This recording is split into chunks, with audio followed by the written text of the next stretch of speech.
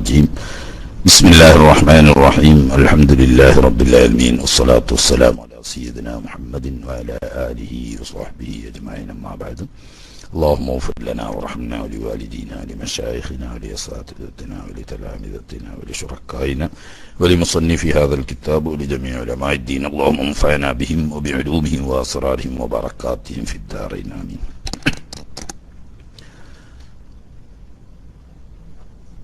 തങ്ങൾ ഉസ്താദിൻ്റെ നസീഹത്ത് ആയിരുന്നു Keeshery doctor കീശേരിയുടെ class കഴിഞ്ഞ ഉടനെ. പിന്നീട് ഇപ്പോൾ തക്കുമൽ ഉസ്താദ് വന്നു. എല്ലാവർക്കും അല്ലാഹു സുബ്ഹാനഹു വ തആല ഖൈറും ബറക്കത്തും പ്രദാനം ചെയ്യുമാട്ടെ. ദുനിയാവിലും ആഖിറത്തിലും നഫ്അ് ചെയ്യുന്ന പ്രവർത്തനങ്ങളായി അല്ലാഹു തആല നമ്മിൽ നിന്നെല്ലാം ഇത് ഖബൂലാക്കുമാറാകട്ടെ. സുന്നത്ത് ജമാഅത്തിന്റെ ഖാദിമീങ്ങളിൽ എളിയവരായ നമ്മളെയും അല്ലാഹു സുബ്ഹാനഹു വ തആല അവന്റെ മഹത്തായ ഫള് ഔദാര്യം കൊണ്ട് ഉൾപ്പെടുത്തി തരുമാറാകട്ടെ എന്ന് ദുആ ചെയ്യുന്നു. മലമൂത്ര വിസർജനം കഴിഞ്ഞാൽ ശുചീകരണം അതിന് അനിവാര്യമായ നിർബന്ധമായ കാര്യങ്ങളും ഷർത്തുകളും നാം പറഞ്ഞു. ഇനി ശുചീകരണവുമായി ബന്ധപ്പെട്ട ചില സുന്നത്തുകളാണ് ആദ്യമായി പറയുന്നത്. ഖുലാസ പേജ് നമ്പർ 61 ഇന്ന് നമുക്ക് തുടങ്ങാനുള്ളത്.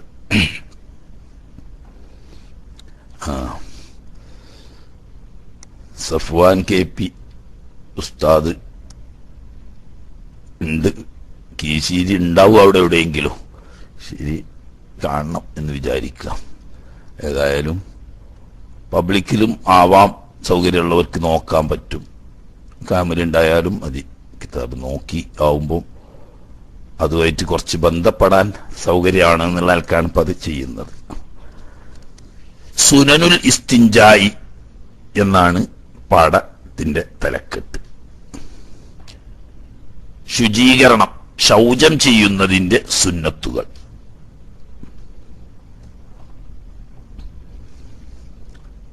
ഹാക്ക ജുംലത്തം മിൻ സുനനിൽ ഇസ്തിൻജാ.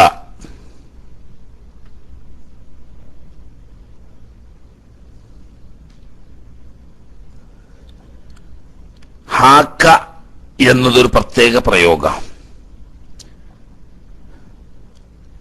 ഇന്ന പിടിച്ചോ എന്ന അർത്ഥത്തിന് അറബിയിൽ പ്രയോഗിക്കുന്ന ഒരു വാക്കാണ് ഹാക്ക. ഹാക്ക് ഹാക്ക ജുംലത്തൻ മിൻ സുനനിൽ ഇസ്തിൻജാ. ശൗചം ചെയ്യുന്നതിന്റെ സുന്നത്തുകൾ ധാരാളമുണ്ട്. അതിൽ ഏതാനും ചില സുന്നത്തുകൾ ഇന്ന പിടിച്ചോ എന്ന് പറഞ്ഞതാ പറയാൻ പോകുന്നു എന്നർത്ഥം. ഷർത്തുകൾ 7 നമ്മൾ പറഞ്ഞു. കല്ല് പോലെയുള്ള വസ്തു കൊണ്ട് ശുദ്ധീകരിക്കുകയാണെങ്കിൽ അതിന് 7 ഷർത്തുകൾ പറഞ്ഞു. ഇനി സുന്നത്തുകളാ പറയുന്നത്. കീശീരിന്റെ മോക്കാണെന്നാ. അതിന്റെ മുമ്പ് സക്കാഫി ഉസ്താദിന്റെ ഉണ്ട് ഇവിടെ. രണ്ടാളതും ഓക്കെ ആയിക്കോട്ടെ. 1 അല്ലാ യസ്തൻജിയ ബിൽ മായി. വെള്ളം കൊണ്ട് ശൗചം ചെയ്യാതിരിക്കൽ. എവിടെ? ബി മൗദി ഖവാഇൽ ഹാജത്തി. മലമൂത്ര വിസർജനം നടത്തിയ സ്ഥലത്ത് വെച്ച് അതേ സ്ഥലത്ത് ഇരുന്നു കൊണ്ട് തന്നെ വെള്ളം കൊണ്ട് ശൗചം ചെയ്യുകയാണ് എങ്കിൽ അത് ആ സ്ഥലത്ത് നിന്നാവാതിരിക്കുക. അത് എപ്പോഴ്? ഇൻ ഖാഫ, ഭയപ്പെട്ടാൽ, തെർശീഷൻ, തെറിക്കലിന്. അതായത് നമ്മളിപ്പോ മൂത്രപ്പരയോ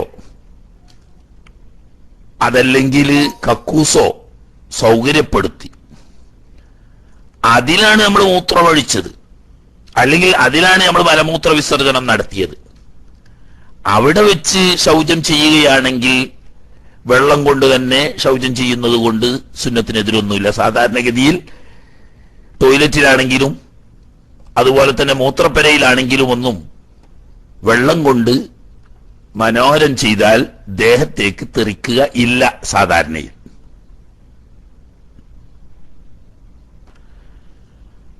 അപ്പൊ വെള്ളത്തിൽ ദേഹത്തേക്ക് തെറിക്കുമെന്ന് തോന്നുന്ന സാഹചര്യത്തിലാണ് അവിടെ വെച്ച് വെള്ളം കൊണ്ട് ശൗചം ചെയ്യാതിരിക്കണം എന്ന് പറഞ്ഞു. അപ്പൊ ഒന്ന് അങ്ങോട്ടോ ഇങ്ങോട്ടോ അല്പം മാറി നിൽക്കുകയാണ് വേണ്ടത്.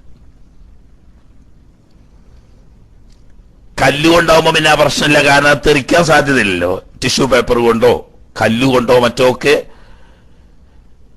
വൃത്തിയാക്കുകയാണെങ്കിൽ അവിടെ പിന്നെ ആ മൂത്രം ഒഴിച്ച അതേ സ്ഥലത്ത് വെച്ച് തന്നെ, അല്ലെങ്കിൽ മലവിസർജനം ചെയ്ത അതേ സ്ഥലത്ത് വെച്ച് തന്നെ ശൗചം ചെയ്യാം. വെള്ളവും ഇങ്ങോട്ട് ദേഹത്തേക്ക് തെറിക്കാൻ സാധ്യതയില്ലെങ്കിൽ അവിടെ വെച്ച് ശൗചം ചെയ്യാം. അതേ സമയത്ത് തെറിക്കാൻ സാധ്യതയുണ്ടെന്ന് തോന്നുന്നെങ്കിൽ സ്ഥലം മാറിയിരിക്കുക. കാരണം ഈ നജസിലേക്ക് നാം ശൗചം ചെയ്യുന്ന വെള്ളം തെറിക്കുകയും അത് നമ്മുടെ ദേഹത്തേക്കോ വസ്ത്രത്തേക്കോ തെറിക്കുകയും ചെയ്താൽ നമ്മുടെ ദേഹവും വസ്ത്രവും നജസാകാൻ ഇടവരുമല്ലോ.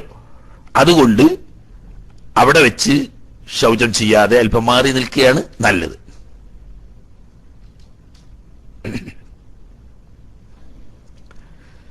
രണ്ട്, എന്തോ ബൈലക്സ് എന്തോ ഒരു മെസ്സേജ് ഇങ്ങനെ കാണിക്കുന്നുണ്ട്. ഇടയ്ക്ക് ഡിസി ഉണ്ടെങ്കിൽ പറയണം, ഉണർത്തണം. കാരണം സാധാരണ ഈ മെസ്സേജ് കണ്ടാൽ ഇവിടെ ഡിസി വരാറുണ്ട്. അങ്ങനെ ഉണ്ടെങ്കിൽ ഉണർത്തണം. രണ്ട്, അയ്യാത്തമിത അലൽ ഇസ്ബാഇൽ വുസ്താ, നടുവിരലിന്മേൽ ഊന്നു കൊടുക്കുക എന്ന് പറഞ്ഞാലോ, ചൂണ്ടുവിരലും ചെറുവിരലിന്റെ തൊട്ടടുത്തുള്ള നമ്മളെ നാടൻ മലയാളത്തിൽ മോതിരവിരൽ എന്ന് പറയുന്ന വിരലും, ഈ രണ്ട് വിരലുകൾ നടുവിരലിന്റെ പിന്നിൽ വെച്ച് ഈ നടുവിരൽ അല്പം മുന്നോട്ട് ഉന്തിക്കൊണ്ട് പിടിക്കുക. എപ്പോഴ്? ഫിദ്ദുബുരി, പിന്ദ്വാരം വൃത്തിയാക്കുമ്പോൾ. അതാ പിന്ദ്വാരത്തിൽ എന്തോസ്ലിഹി, പിന്ദ്വാരം കഴുകി വൃത്തിയാക്കുന്ന, അതായത് മലവിസർജനം ചെയ്ത് പിന്ദ്വാരം വൃത്തിയാക്കുമ്പോൾ നടുവിരലിന്മേൽ ഊന്നുകൊടുക്കുക. എപ്പോ? ഫിദ്ദുബുരി എന്തോസ്ലിഹി, പിന്ദ്വാരത്തിൽ അത് കഴുകുന്ന സമയത്ത്. എന്നിട്ട് വേദുരുക്കഹു, ഈ വിരൽ കൊണ്ട് ഊന്നുകൊടുത്ത് പിന്ദ്വാരം നന്നായി ഉരച്ച് കഴുകുക. അത് പ്രത്യേകം. അല്ലാതെ അങ്ങനെ മൊത്തം വിരലുകൾ ഒരുപോലെ പിടിച്ച് കഴുകിയാലും നജസ് ശുദ്ധിയാവും. എന്നാൽ ഈ രീതിയിൽ നടുവിരൽ അല്പം മുമ്പോട്ട് ഉന്തി ആ നടുവിരലിന്റെ പിന്നിൽ ഒരു ബലത്തിനായിട്ട് ചൂണ്ടുവിരലും മോതിരവിരലും പിന്നിൽ താങ്ങായി കൊടുത്തുകൊണ്ട്, അപ്പോ നടുവിരൽ അല്പം മുന്നോട്ട് പൊങ്ങി നിൽക്കുമല്ലോ, ആ നിലക്ക് അതിമൽ ഊന്നിക്കൊണ്ട് പിന്ദ്വാരം കഴുകലും ഒരക്കലും പ്രത്യേകം സുന്നത്താണ്. മൂന്ന്, അയ്യസ്തൻജിയ ബിൽ യസാർ, ഇടത് കൈകൊണ്ട് ശൗചം ചെയ്യൽ.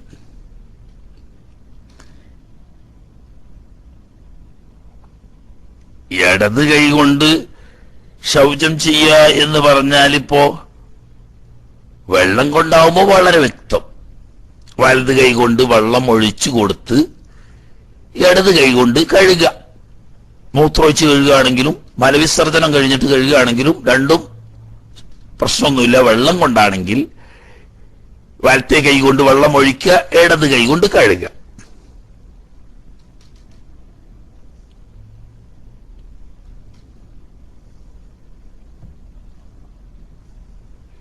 പിന്നെ കല്ലുകൊണ്ട് ആണെങ്കിൽ എന്താ ചെയ്യാ? കല്ലുകൊണ്ടാണെങ്കിൽ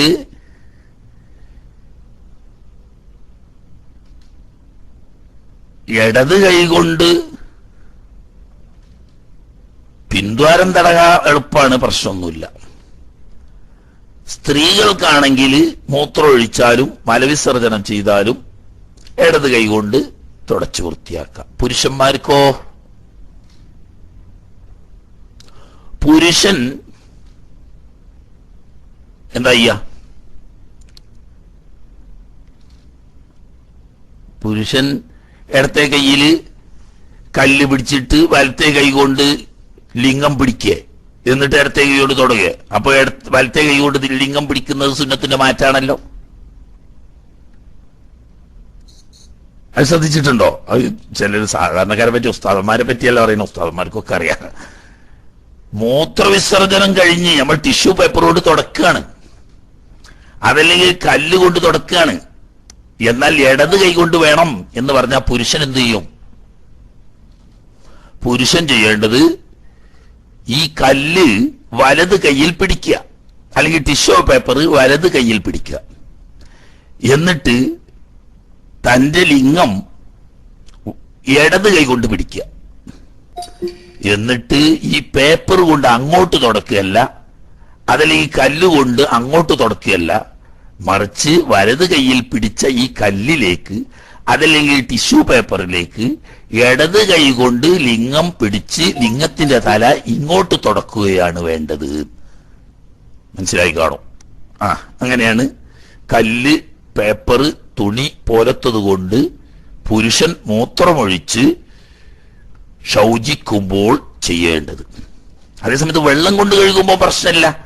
വെള്ളം കൊണ്ട് കഴുകുമ്പോൾ വലതേ കയ്യിൽ വെള്ളം പിടിച്ച് വെള്ളം ഒഴിച്ചിട്ട് ഇടത്തേ കൈ കൊണ്ട് കഴുകുക. മുന്തുവാരാണെങ്കിലും ബിന്ദുവാരാണെങ്കിലും സ്ത്രീ ആണെങ്കിലും പുരുഷനാണെങ്കിലും ഒക്കെ അങ്ങനെ തന്നെ.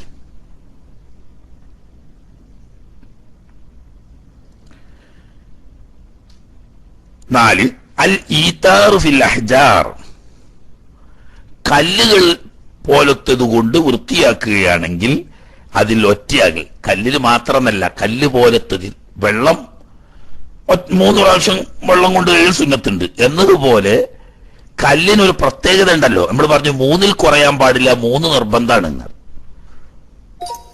പിന്നെ 3 നിർബന്ധമാണെന്ന് പറഞ്ഞാൽ 3 കൊണ്ട് വൃത്തി വന്നില്ലെങ്കിൽ വൃത്തി വരുന്നത് വരെ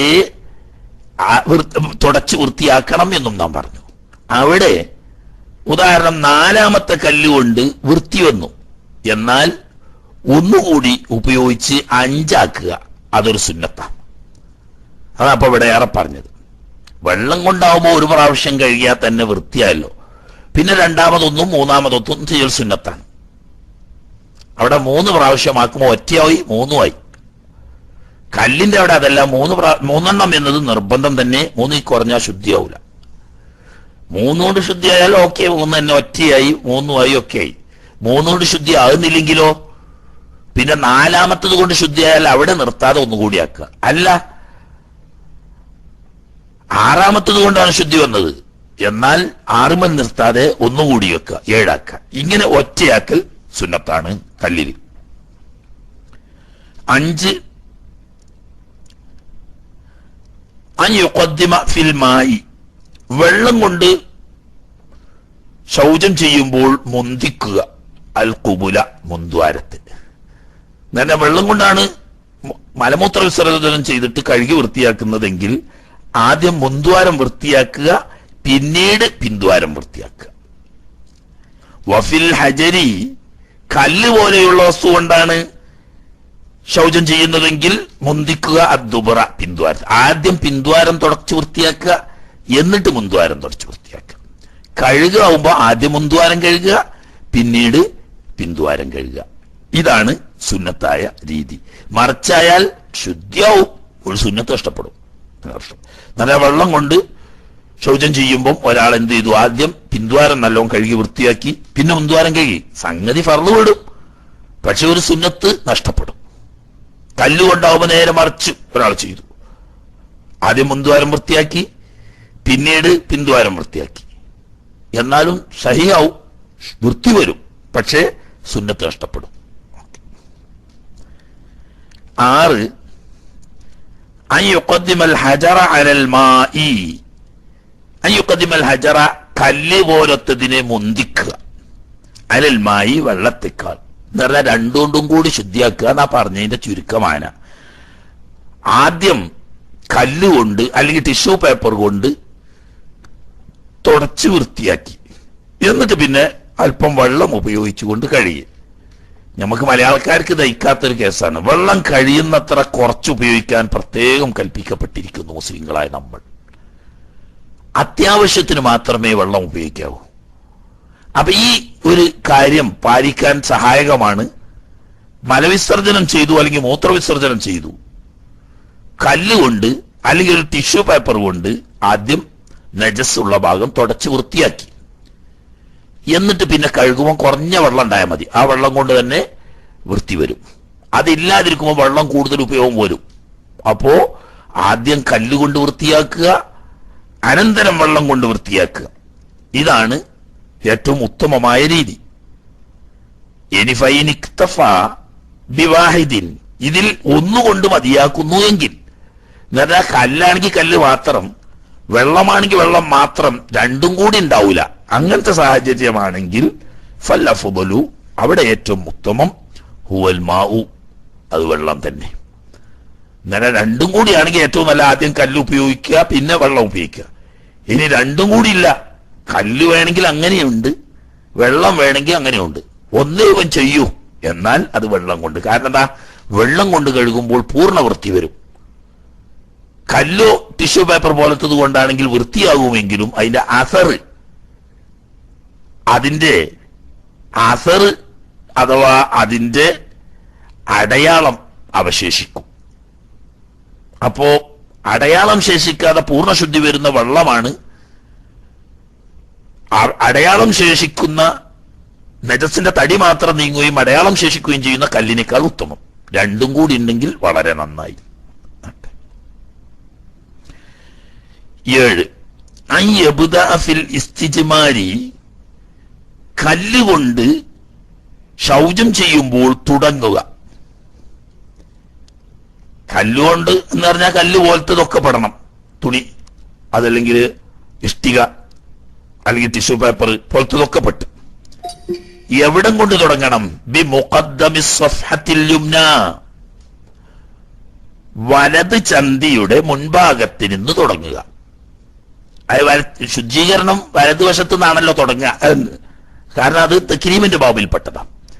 അപ്പോ ആകെ ഒന്നിച്ച് ഒറ്റത്തുടക്കലല്ല തുടക്കേണ്ടത്. അതാ പറയണതിന്റെ മായന, മനസ്സിലായില്ലേ? പറയാൻ കുറവ് കരുതിയിട്ട് കാര്യമില്ല.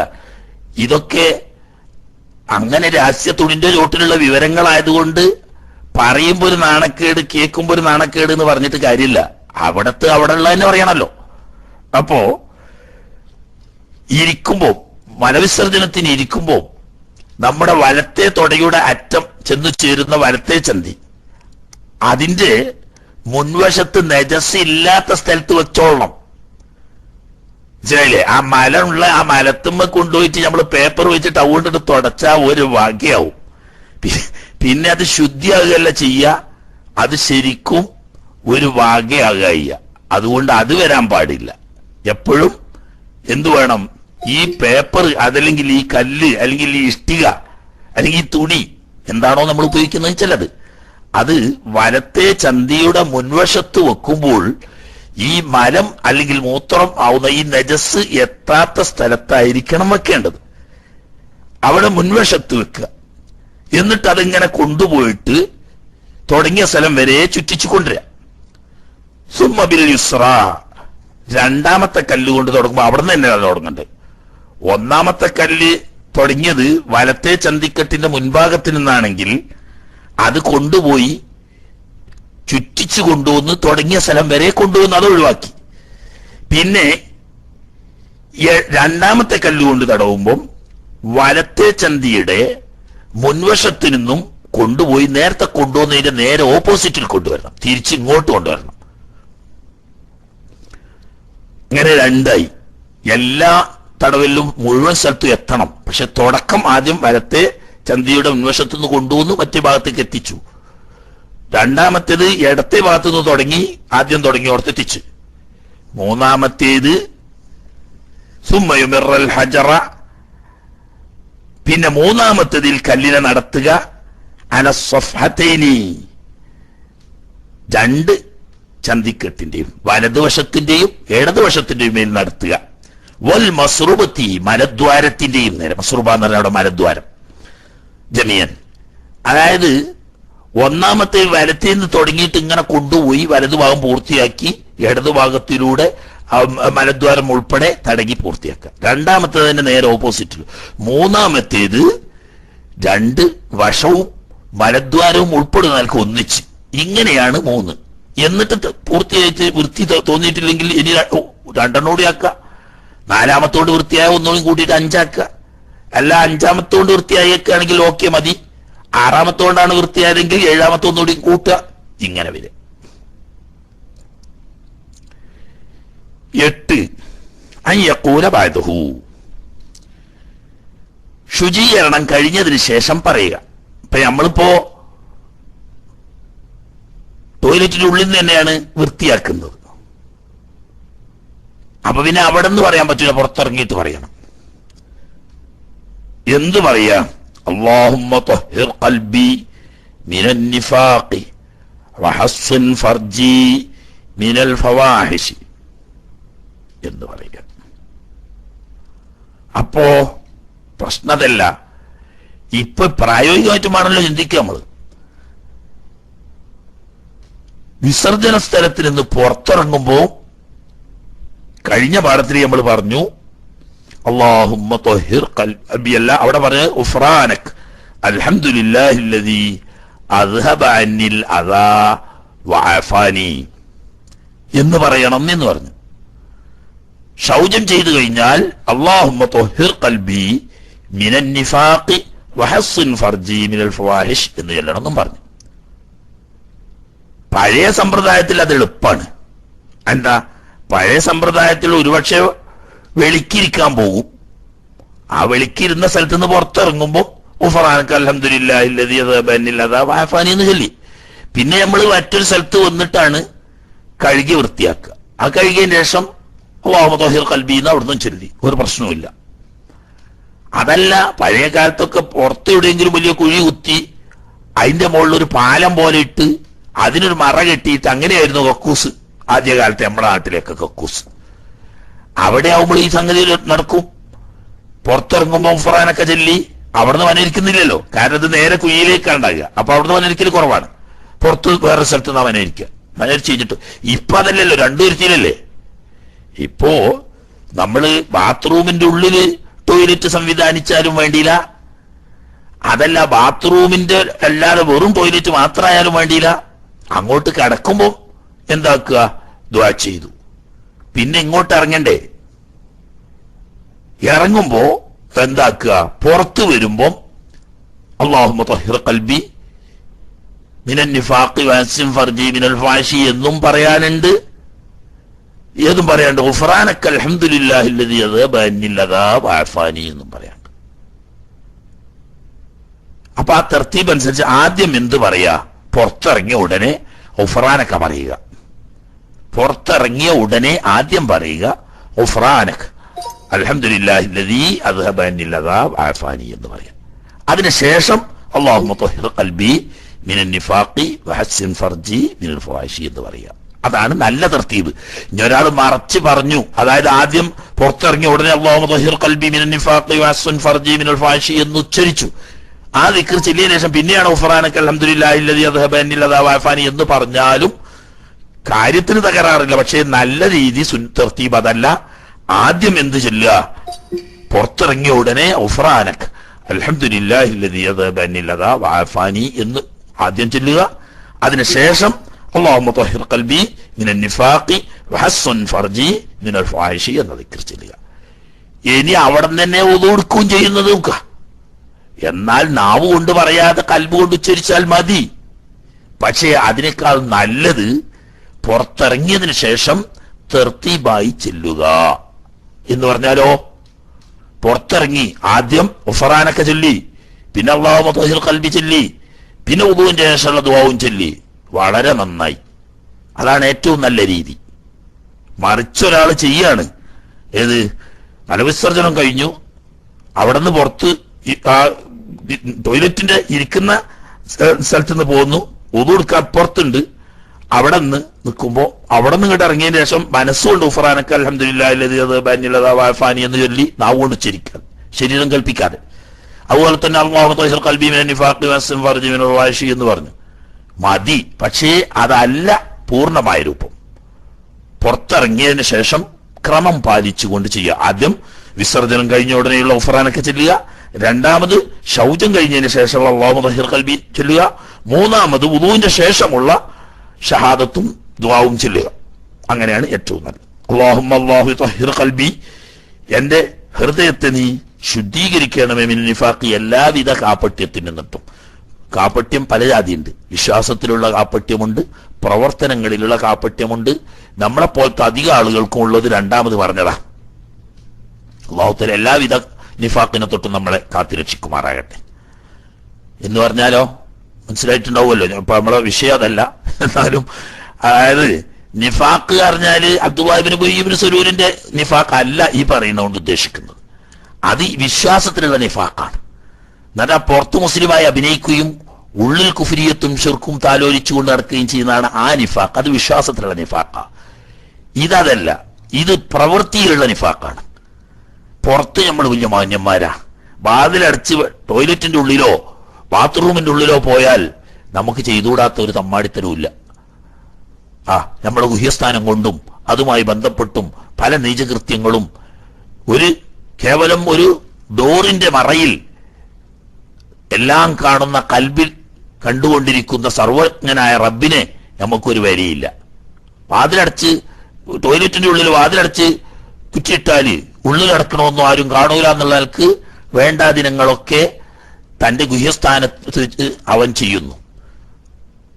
പുറത്തിറങ്ങിയാലോ ആള് വലിയ പോരിശയാക്കപ്പെട്ട ആളാണ്, കാര്യമായ ആളാണ്, ശൈഖുനെയാണ്, ഉസ്താദാണ്, വലിയ ആളാണ്, ഒക്കെയാണ്. ഇതാണ് ഇവിടെ പറയുന്ന നിഫാഖ്, പ്രവൃത്തിപരമായ നിഫാഖ്. ഉള്ളിൽ അല്ലാഹു സുബ്ഹാനഹു വ തആലാനെ കാണിച്ചുകൊണ്ട് എന്തും നമുക്ക് ചെയ്യാമെന്നും ആളെ കാണെ നമ്മൾ വലിയ മാന്യന്മാരായി ചമയുക. ഈ പ്രവൃത്തി സംബന്ധമായ നിഫാഖ് പലപ്പോഴും വരാൻ സാധ്യതയുണ്ടെന്ന് അറിയുന്ന ഹബീബ് സല്ലല്ലാഹു അലൈഹി വസല്ലമ തങ്ങൾ അത്തരം നീച പ്രവൃത്തിയിൽ നിന്നും നമ്മെ കാക്കാൻ വേണ്ടി റബ്ബാവുന്ന തമ്പുരാനോട് ഈ സന്ദർഭത്തിൽ പ്രത്യേകം പറയാൻ വേണ്ടിയിട്ട് നോക്കുക. ആ സന്ദർഭവുമായിട്ട് ബന്ധപ്പെട്ടിട്ട് ആ സ്ഥലത്തിന് തന്നെ പ്രത്യേകതയുള്ള ഇപ്പോൾ അറിയുന്നവർക്കൊക്കെ അറിയാം. വഹസ്സുൻ ഫർജി മിനൽ ഫാഹിഷ്, എല്ലാവിധ ദുഷ്ചെയ്തികളിൽ നിന്നും എന്റെ ഗുഹ്യസ്ഥാനത്തെ നീ സുരക്ഷിതമാക്കണമേ എന്നു ദുആ ചെയ്യ എന്ന്. ഇപ്പോ ഏതാണ്ട് 8 സുന്നത്തുകളും 7 ഷർത്തുകളുമാണ് ചുരുക്കി പറഞ്ഞത്. ഇപ്പൊ നമ്മൾ ചിന്തിച്ചു നോക്കുക, ആ വിഷയം അവിടെ തീർന്നു. വളരെ നിസ്സാരമെന്നതും എന്നാൽ എല്ലാ മനുഷ്യർക്കും ദൈനംദിനം അനിവാര്യമായ പ്രാഥമിക കർമ്മം കൃത്യം നിർവഹിക്കുക എന്ന മലമൂത്ര വിസർജനം, അതുമായി ബന്ധപ്പെട്ട് മാത്രം അള്ളാഹുവിന്റെ ദീനിൽ ഉള്ള വിധിവിലക്കുകൾ, നിയമവ്യവസ്ഥകൾ എന്തുമാത്രം ആഴത്തിലും പരപ്പിലുമുള്ളതാണ്. അത് ഓരോന്നും ഞാൻ സമയമില്ലാത്തത് കൊണ്ട് നമ്മൾ വിശദീകരിക്കാതിരുന്നതാണ്. ആ ഓരോ വിധികളുടെയും വിലക്കുകളുടെയും നിയമങ്ങളുടെയും ഉള്ളിലേക്ക് ഇറങ്ങിച്ചെന്നാൽ അമ്പരപ്പിക്കുന്ന അത്ഭുതങ്ങൾ അതിന്റെ പിന്നിൽ കാണാൻ കഴിയും. അപ്പൊ എത്രമാത്രമാണ് നമ്മുടെ കാര്യത്തിൽ നമ്മുടെ സൃഷ്ടാവായ പരിപാലകനായ റബ്ബുൽ ഇസ്സത്തും നമ്മുടെ ആദരണീയരായ ഷഫീഉൽ മുദ്നിബീനായ ഹബീബ് സല്ലല്ലാഹു അലൈഹി വസല്ലമ തങ്ങളുടെ കാരുണ്യവും ജാഗ്രതയും ഏറ്റവും ചെറിയ പ്രാഥമിക കർമ്മമാവുന്ന മലമൂത്ര വിസർജനവുമായി ബന്ധപ്പെട്ട് നമുക്ക് പ്രതിഫലം ലഭിക്കാനും നാം മാനസികമായും ആത്മീയമായും ശാരീരികമായും വൃത്തിയാകാനും അള്ളാഹുവിന്റെ അടുക്കൽ പ്രകാശപൂരിതമായ ഈമാനും തഖ്വയുമുള്ളവരായി തീരാൻ ഇത്രയും നിസ്സാരമെന്ന് തോന്നുന്ന മലമൂത്ര വിസർജനവുമായി ബന്ധപ്പെട്ട് പോലും ഇത്രയും വിസ്തരിച്ച് വിശദമായ വിധിവിലക്കുകൾ അല്ലാഹു തആല പഠിപ്പിച്ചിട്ടുണ്ടെങ്കിൽ ഇസ്ലാമിന്റെ അനുയായികൾ എന്ന് പറയപ്പെടുന്ന ആളുകൾ താൽക്കാലികമായ ചില്ലറ എന്തെങ്കിലും കാര്യലാഭത്തിനു വേണ്ടി ഭൗതികമായ പ്രത്യാശാസ്ത്രങ്ങളെ അന്വേഷിച്ചിറങ്ങുന്നത് എന്തുമാത്രം വിഡ്ഢിത്തമാണ്. ലോകത്ത് മറ്റൊരു പ്രത്യാശാസ്ത്രത്തിലും ഇങ്ങനെ മനുഷ്യ ജീവിതത്തിന്റെ സകലമാന തുറകളിലും വ്യക്തമായ നിർദ്ദേശങ്ങളും വിധിവിലക്കുകളും ഉൾക്കൊള്ളുന്നത് ലോകത്ത് തന്നെ കാണാൻ സാധ്യമല്ല. ഇസ്ലാമിനെ പഠിക്കുന്തോറും നമ്മളിൽ അത്ഭുതം വർദ്ധിച്ചു വരും. ഇത്രമാത്രം ആഴത്തിലും പരപ്പിലും വളരെ ചെറിയതെന്ന് തോന്നുന്ന കാര്യങ്ങളിൽ പോലും അല്ലാഹു സുബ്ഹാനഹു വ തആല വളരെ കണിശമായ നിർദ്ദേശങ്ങളും വിധിവിലക്കുകളും നിർദ്ദേശിച്ചിട്ടുണ്ടെങ്കിൽ നമ്മുടെ ഐഹികവും പാരത്രികവുമായ നേട്ടവും വിജയവുമാണ് ഇതിന്റെ മുഴുവനും പിന്നിൽ. അല്ലാതെ നമ്മളെ കൊണ്ട് കുറെ അധ്വാനിപ്പിച്ച് കുറെ കഷ്ടപ്പെടുത്തി വിഷമിപ്പിക്കലല്ല. മറിച്ച് തിരുനബി സല്ലല്ലാഹു അലൈഹി വസല്ലം തങ്ങൾ പറഞ്ഞതുപോലെ ഹത്താ തകൂനു ശാമത്തൻ മിനന്നാസ്, ലോകത്ത് മനുഷ്യർക്കിടയിൽ നിങ്ങൾ ശ്രദ്ധേയരായിരിക്കണം, എല്ലാ രംഗത്തും മാതൃകായോഗ്യരും ശ്രദ്ധേയരുമായ വ്യക്തിത്വം ഉള്ളവരായി തീരണം എന്ന് തിരുനബി സല്ലല്ലാഹു അലൈഹി വസല്ലം തങ്ങളും സൃഷ്ടാവായ റബ്ബും ഉദ്ദേശിച്ചത് കൊണ്ടാണ് അതുകൊണ്ട് ഇസ്ലാമിനെ പറ്റി പഠിക്കുക, വീണ്ടും പഠിക്കുക, വീണ്ടും പഠിക്കുക. പഠിച്ചവർ വീണ്ടും ആഴത്തിലിറങ്ങി പഠിക്കുക. പഠിച്ചാൽ തീരാത്തത് പഠിപ്പ് മാത്രമേ ഉള്ളൂ. ബാക്കി ഏതും കുറെ ആടെത്തിയാൽ അതിനൊരു തല കിട്ടും. ഇൽമിന് അങ്ങനെയല്ല. ഫോക്കു കുല്ലിദി ഇൽമിൻ അലീം, എത്ര വലിയ ഇൽമുള്ളവനും അതിന്റെ മേലെ കൂടുതൽ അറിവുള്ള മറ്റൊരാളുണ്ടാവും. ഹബീബ് സല്ലല്ലാഹു അലൈഹി വസല്ലം തങ്ങൾ മദീനത്തുൽ ഇൽമാൻ എന്ന് പറഞ്ഞ ഹബീബിനോട് അല്ലാഹു തആല പറഞ്ഞു, ഖുർ റബ്ബി സിദ്നി ഇൽമാ, ഇൽമാൽ എനിക്ക് നീ സിയാദത്ത് അഭിവൃദ്ധി നൽകണമേ എന്ന് പ്രാർത്ഥിക്കാൻ പറഞ്ഞെങ്കിൽ ആ ഇൽമ പഠിക്കുക. അപ്പം രണ്ട് കാര്യങ്ങൾ, നജസിൽ നിന്ന് ശുദ്ധിയാവലും അശുദ്ധിയിൽ നിന്ന് ശുദ്ധിയാവലും, ഇങ്ങനെ രണ്ട് ഷർത്തുകളെ പറ്റിയാണ് ഇതുവരെ പറഞ്ഞത്. നജസിൽ നിന്ന് ശുദ്ധിയാവുന്നതിന്റെ ഭാഗമായ മലമൂത്ര വിസർജനവും അതിന്റെ ശുദ്ധീകരണവും പറഞ്ഞു. അത് മറ്റൊരു ഷർത്തല്ല, നജസിൽ നിന്ന് ശുദ്ധിയാകുക എന്ന് പറഞ്ഞതിന്റെ ഭാഗം തന്നെയാണ്. ഇനി ഔറത്ത് മറക്കുക എന്ന വിഷയമാണ് അടുത്ത് നമുക്ക് പറയാനുള്ളത്. പാഠം വളരെ കുറച്ചുള്ളൂ, എങ്കിലും അല്പം ചില വിശദീകരണങ്ങൾ ആവശ്യമുള്ളതായതുകൊണ്ട് ഇന്ന് അവിടെ നിൽക്കട്ടെ. മദീന തോന്നുന്നു സമയം സാധാരണ നിർത്തുന്ന സമയം ആയിട്ടില്ല, 10 മിനിറ്റും കൂടിയൊക്കെ ഉണ്ട്. പക്ഷെ ഇപ്പൊ ഇനി പുതിയ വിഷയം തുടങ്ങിയാൽ 10 മിനിറ്റ് കൊണ്ട് നമ്മുടെ പാഠം പൂർത്തിയാവൂല. കൂടുതലാവുമ്പോഴോ ആളുകൾക്ക് മടുപ്പ് വരാൻ സാധ്യതയും ഉണ്ട്. ആൾക്കാട് നിന്നോട്ടെ. ഇനി കുറച്ച് സമയം ഇൻഷാ അല്ലാഹ് സംശയ നിവാരണമായിട്ട് പോവാ. അതിൻ്റെ ഇടയ്ക്ക് ചിലപ്പോൾ വേണമെങ്കിൽ 10 മിനിറ്റ് കാമണിക്കൂർ മുമ്പ് നിർത്തി എന്നും വരും. സൗകര്യം പോലെ ചെയ്യുക. അതിന് നേരത്തെ ചോദ്യോത്തരത്തിനൊപ്പം സമയം ഇന്ന് കൂടുതലുണ്ട്. അപ്പോൾ ചിലപ്പോൾ വലിയ തിരക്കില്ലെങ്കിൽ, ആളുകൾ ഇങ്ങനെ കണക്കിലേറെ കൈയോക്കി നിൽക്കുന്നവരില്ലെങ്കിൽ നമുക്ക് കാമണിക്കൂർ മുമ്പ് നേരത്തെ നിർത്തണം എന്നുണ്ട്. ഏതായാലും ചോദ്യകർത്താക്കൾക്ക് മൈക്കിലേക്ക് വരാം. അല്ലാഹു സുബ്ഹാനഹു വ തആല നമുക്കെല്ലാവർക്കും നാഫിയായ ഇൽമ് വർദ്ധിപ്പിച്ചു തരുമാറാകട്ടെ. അറിവില്ലാത്ത കാര്യങ്ങൾ പഠിക്കാനും പഠിച്ചത് ജീവിതത്തിൽ പകർത്തി അല്ലാഹു സുബ്ഹാനഹു വ തആലയുടെ പൊരുത്തം നേടാനും നമുക്ക് തൗഫീഖ് നൽകുമാറാകട്ടെ എന്ന് ദുആ ചെയ്യുന്നു. മൈക്ക് കൈമാറുന്നു. സംശയ നിവാരണത്തിന് വേണ്ടി പഠിക്കാൻ പറ്റുന്ന കാര്യങ്ങളാകുക, ചോദിക്കുക, ആർക്കും ചോദിക്കുക. ഓക്കെ, മൈക്കോട്ടെ.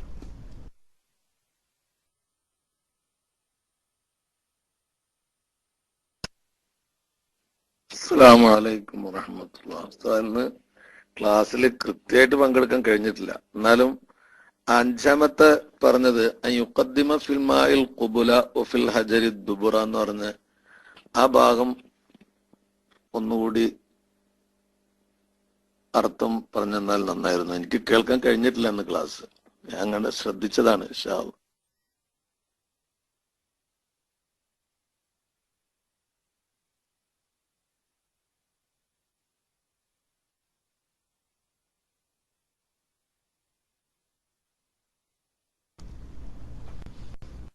അതായത്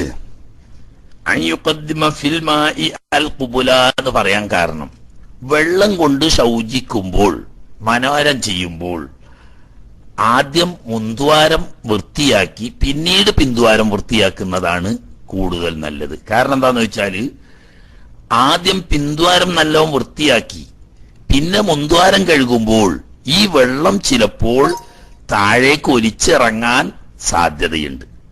അപ്പൊ സൂക്ഷ്മത, ആദ്യം മുൻദ്വാരം വൃത്തിയാക്കിയതിന് ശേഷം പിന്ദ്വാരം വൃത്തിയാക്കിയാൽ, മുൻദ്വാരത്തിന്റെ ഭാഗത്തു നിന്നും താഴേക്ക് വെള്ളം ഒലിച്ചിറങ്ങിയാൽ പിന്നീട് ഈ നജസ് കലർന്ന വെള്ളം പിന്ദ്വാരത്തിന്റെ ഭാഗത്തേക്ക് എത്താൻ സാധ്യതയില്ലല്ലോ. ഈ ഒരു സൗകര്യം പരിഗണിച്ചുകൊണ്ട് വെള്ളം കൊണ്ടാണ് മനോരം ചെയ്യുന്നതെങ്കിൽ ആദ്യം മുൻദ്വാരം വൃത്തിയാക്കിയതിന് ശേഷം പിന്നീട് പിന്ദ്വാരം വൃത്തിയാക്കുന്നതാണ് നല്ലത്. അതിന്റെ കാരണം ഈ വെള്ളം കൊണ്ട് ആദ്യം ബിന്ദുവാരം വൃത്തിയാക്കി. അപ്പൊ എങ്ങനെയാ നിങ്ങൾ ചിന്തിക്കണ്ട, ഒരാൾ പൈപ്പ് കൊണ്ടിട്ട് പൈപ്പ് കൊണ്ട് വൃത്തിയാക്കുക. അല്ലെങ്കിൽ വേണ്ട, പഴയ കാലത്തേക്ക് കിണ്ടിയിൽ വെള്ളം എടുത്ത്, കിണ്ടി എന്ന് പറഞ്ഞാൽ തിരിയാത്ത ആളുകളുണ്ട് കേട്ടോ. ഞങ്ങൾ മലപ്പുറത്തുകാരായതുകൊണ്ട് അലിയൻസാരി ഉസ്താദും മലപ്പുറത്തുകാരനാണ്, അതുകൊണ്ട് കിണ്ടി എന്ന് പറഞ്ഞാലൊക്കെ തിരിയും. കിണ്ടി കൊണ്ട് ബേക്കുന്ന ഒരാൾ വെള്ളം ഒഴിച്ചു കൊടുക്കുകയാണ്, മറ്റേ ആൾ കഴുകുകയാണ്. ഇങ്ങനെ വരുമ്പോ ആദ്യം പിന്ദ്വാരം കഴുകി, പിന്നെ മുൻദ്വാരത്തിന്റെ അവിടെ വെള്ളം ഒഴിച്ചു. അപ്പൊ മുൻദ്വാരം കഴുകുന്ന വെള്ളം പിന്ദ്വാരത്തിന്റെ ഭാഗത്തേക്ക് ഒലിച്ചു വരാൻ മോളി, അങ്ങനെ പേര് മൂളി എന്ന് പറഞ്ഞാലും വേണ്ടിയില്ല. ഞങ്ങളവിടെ മൂളി എന്ന് പറഞ്ഞാൽ പേടിയോ, ആരോ മൂളിയെങ്കിൽ മാത്രമേ മൂളി എന്ന് പറയുള്ളൂ. ഏതായാലും ആട്ടെ, സാധനം തിരിഞ്ഞല്ലോ. അപ്പോ പിന്നിൽ ആദ്യം വെള്ളം ഒഴിച്ചു കൊടുത്ത് വേറൊരാൾ ഇയാൾ കഴുകി, പിന്ദ്വാരം വൃത്തിയാക്കിയതിനു ശേഷം പിന്നെ മുൻദ്വാരം കഴുകുമ്പോൾ ചിലപ്പോൾ ഈ മുൻദ്വാരം കഴുകുന്ന വെള്ളം ഒലിച്ച് താഴെ പിന്ദ്വാരത്തിന്റെ ഭാഗത്തേക്ക് എത്താൻ സാധ്യതയുള്ളത് കൊണ്ട് അത് ഒഴിവാക്കാൻ നല്ലത് ആദ്യം മുൻദ്വാരം കഴുകിയതിനു ശേഷം പിന്ദ്വാരം കഴുകുന്നതാണ്, വെള്ളം കൊണ്ട് കഴുകുകയാണെങ്കിൽ. എന്നാൽ ഈ പ്രശ്നം വരുന്നില്ല കല്ല് അല്ലെങ്കിൽ ടിഷ്യൂ പേപ്പർ പോലത്തത് കൊണ്ട് ആവുമ്പോൾ. അപ്പൊ പിന്നെ മല വിസർജനം നടത്തിയ പിന്ദ്വാരം കല്ലുകൊണ്ടോ ടിഷ്യൂ പേപ്പർ കൊണ്ടോ വൃത്തിയാക്കി അനന്തരം മുൻദ്വാരം ഈ കല്ലുകൊണ്ട് വൃത്തിയാക്കുന്നതാണ് നല്ലത് എന്നർത്ഥം. അതാ ഒഫിൽ അജരിയ ദുബറ എന്ന് പറഞ്ഞതിന്റെ അർത്ഥം. കല്ലുകൊണ്ടാണ് ശുദ്ധീകരിക്കുന്നതെങ്കിൽ ആദ്യം പിന്ദ്വാരം വൃത്തിയാക്കുക, പിന്നീട് മുൻദ്വാരം വൃത്തിയാക്കുക. ഇതാണ് ഉത്തമമായ രീതി. ഇതിന് വിപരീതം ഒരാൾ ചെയ്താൽ ശുദ്ധിയാകാതിരിക്കൂല. ഇങ്ങനെ ഒരു സാധ്യത ഉള്ളത് കൊണ്ട് ആ സാധ്യതയും കൂടി ഒഴിവാക്കുക എന്നുള്ളവർക്ക് വെള്ളം കൊണ്ടാവുമ്പോൾ ആദ്യം മുൻദ്വാരം കഴുകി വൃത്തിയാക്കുക, പിന്നെ പിന്ദ്വാരം കഴുകുക. വെള്ളത്തിൽ വലിയ കുളത്തിലൊക്കെ ഇരുന്നിട്ട് ആണെങ്കിൽ രണ്ടുകൂടി ഒപ്പാകുന്നതിന് വിരോധമില്ല, അതല്ല ഇപ്പൊ പറയുന്നത്. വെള്ളം ഒഴിച്ച് വൃത്തിയാക്കുകയാണെങ്കിൽ ആദ്യം മുൻദ്വാരത്തിലും പിന്നെ പിന്ദ്വാരത്തിലും ആയാൽ പിന്നെ ഈ നജസ് ശുദ്ധിയാക്കിയ വെള്ളം മറ്റേ സ്ഥലത്തേക്ക് ഒലിച്ചു എന്നുകൊണ്ട് ഒരു സംശയത്തിന് വഴി വരില്ലല്ലോ എന്നുള്ളവർക്ക് അതാണ് നല്ലത്. കല്ലിൽ പിന്നെ ആ പ്രയാസം ഇല്ലാത്തത് കൊണ്ട് ആദ്യം പിന്ദ്വാരം കല്ലുകൊണ്ട് വൃത്തിയാക്കിയതിനു ശേഷം മുൻദ്വാരം കല്ലുകൊണ്ട് വൃത്തിയാക്കുക. അതാണ് ഉത്തമമായ രീതി എന്നർത്ഥം. ഓക്കെ.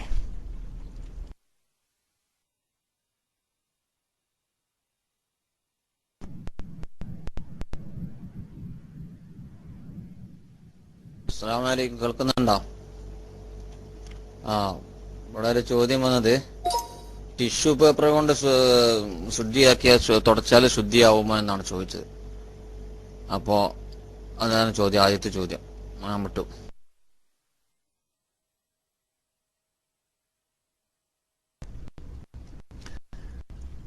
അപ്പൊ ഇന്നലത്തെ പാഠത്തിന് കൂടിയിട്ടുണ്ടാവില്ല കിച്ചിരി, അതാണ് അത് പറഞ്ഞു കൊടുത്താ പോലെ. എനിക്ക് ഇന്നലത്തെ പാഠത്ത് പറഞ്ഞതൊക്കെ കല്ലോ അല്ലെങ്കിൽ ശുദ്ധിയുള്ളതും നജസിനെ വലിച്ചെടുക്കാൻ പറ്റുന്നതും ഭക്ഷ്യവസ്തുവോ ബഹുമാനിക്കപ്പെടുന്ന വസ്തുവോ അല്ലാത്തതുമായ ഏത് വസ്തു കൊണ്ടും മലമൂത്ര വിസർജനം ചെയ്ത് ശൗചം ചെയ്യാൻ പറ്റും എന്ന് ഇന്നലത്തെ പാഠത്തിൽ, ഇന്നലെ എന്ന് പറഞ്ഞാൽ ബുധനാഴ്ച നമ്മൾ എടുത്ത പാഠത്തിൽ പറഞ്ഞു. അപ്പൊ അത് പെട്ടതാണ്, ശുദ്ധിയുള്ളതാണ്, നജസിനെ വലിച്ചെടുക്കാൻ പറ്റുന്നതാണ്, ഭക്ഷ്യവസ്തു അല്ല, ബഹുമാനിക്കപ്പെടേണ്ടതല്ല, അങ്ങനെയുള്ള വസ്തുവാണ് ടിഷ്യൂ പേപ്പറും. വെള്ളം ഉണ്ടെങ്കിൽ പോലും ടിഷ്യൂ പേപ്പർ കൊണ്ട് മാത്രം വൃത്തിയാക്കുന്നതിന് യാതൊരു വിരോധവുമില്ല. അത് മലവിസർജനം ചെയ്താലും അത് കണക്കാണ്, മൂത്രവിസർജനം ചെയ്താലും കണക്കാണ്. പക്ഷേ ഒരു നിബന്ധന നമ്മൾ പറഞ്ഞാണ്, അതൊക്കെ ബുധനാഴ്ചത്തെ പാഠം കേട്ടെങ്കിൽ ഒരു പ്രശ്നമില്ല. അതായത് ടിഷ്യൂ പേപ്പർ കൊണ്ടോ കല്ല് പോലത്തത് കൊണ്ടോ മനോരം ചെയ്താൽ മതിയാകണമെങ്കിൽ മൂത്രമൊഴിക്കുമ്പോൾ പുരുഷനാണെങ്കിൽ അവന്റെ ഹഷ്ഫ എന്ന് പറയുന്ന മാർക്കം ചെയ്യാൻപ്പെടുന്ന ആ സ്ഥലത്തിന്റെ അതിർത്തി വിട്ട് പുറത്തു പോകാൻ പാടില്ല. മലവിസർജനം ചെയ്താൽ എഴുന്നേറ്റ് നിൽക്കുമ്പോൾ പരസ്പരം തമ്മിൽ കൂടുന്ന ചന്തിയുടെ ഉള്ള് എന്ന് പറയുന്ന സ്ഥലത്ത് നിന്ന് പുറത്തു പോകാൻ പാടില്ല. എന്നാലേ ടിഷ്യൂ പേപ്പർ അല്ലെങ്കിൽ കല്ല് പോലെ തന്നെ തുണി പോലത്തത് കൊണ്ട് വൃത്തിയാക്കാൻ പാടുള്ളൂ. അങ്ങനെ ലിംഗശിരസിനെ വിട്ട് പുറത്തു പോയിട്ടില്ല, അതുപോലെ തന്നെ ചന്തിയുടെ ഉള്ളിൽ നിന്നും പുറത്തു പോയിട്ടില്ലാത്ത നിലക്ക് മലമൂത്ര വിസർജനം ചെയ്താൽ വെള്ളം കൊണ്ട് വൃത്തിയാക്കാം, ഈ ടിഷ്യൂ പേപ്പർ പോലത്തത് കൊണ്ടും വൃത്തിയാക്കാം. രണ്ടും കൂടിയായ വളരെ നല്ലത്. രണ്ടാലൊന്നു കൊണ്ടായാലും വൃത്തിയാകും, ശുദ്ധി വരും, നിസ്കാരം പോലത്തെ കാര്യങ്ങളൊക്കെ ഹലാലാവുകയും ചെയ്യും. ഓക്കെ, ഒക്കെ മിന്നാന്നത്തെ പാഠത്തിൽ പറഞ്ഞ ഭാഗമാണ്. ഏതായാലും ഒന്ന് കേൾക്കാത്ത ആളായിരിക്കും ചോദിച്ച്, പ്രശ്നമില്ല. ഓക്കെ.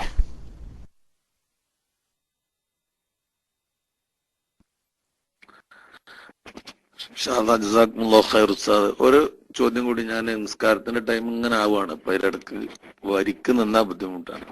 ഈ മുസ്തഅമലായ വെള്ളം കൊണ്ട് മുത്തനജ്ജിസായ വസ്തുവിന്റെ അയിന് കഴുകി നീക്കുകയും പിന്നെ തൊഹൂറായ വെള്ളം ഒഴിക്കുകയും ചെയ്താൽ കുഴപ്പമുണ്ടോ എന്നൊരാള് ചോദിച്ചു. അയാളുടെ ചോദ്യം കുറെ വിശാലാണ്, ഞാൻ ചുരുക്കി ചോദിക്കുകയാണ്.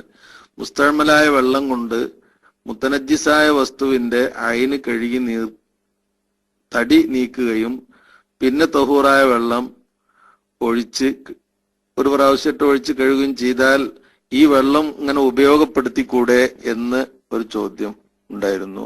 ഞാൻ മൈക്ക് റിലീസ് ചെയ്യുന്നു.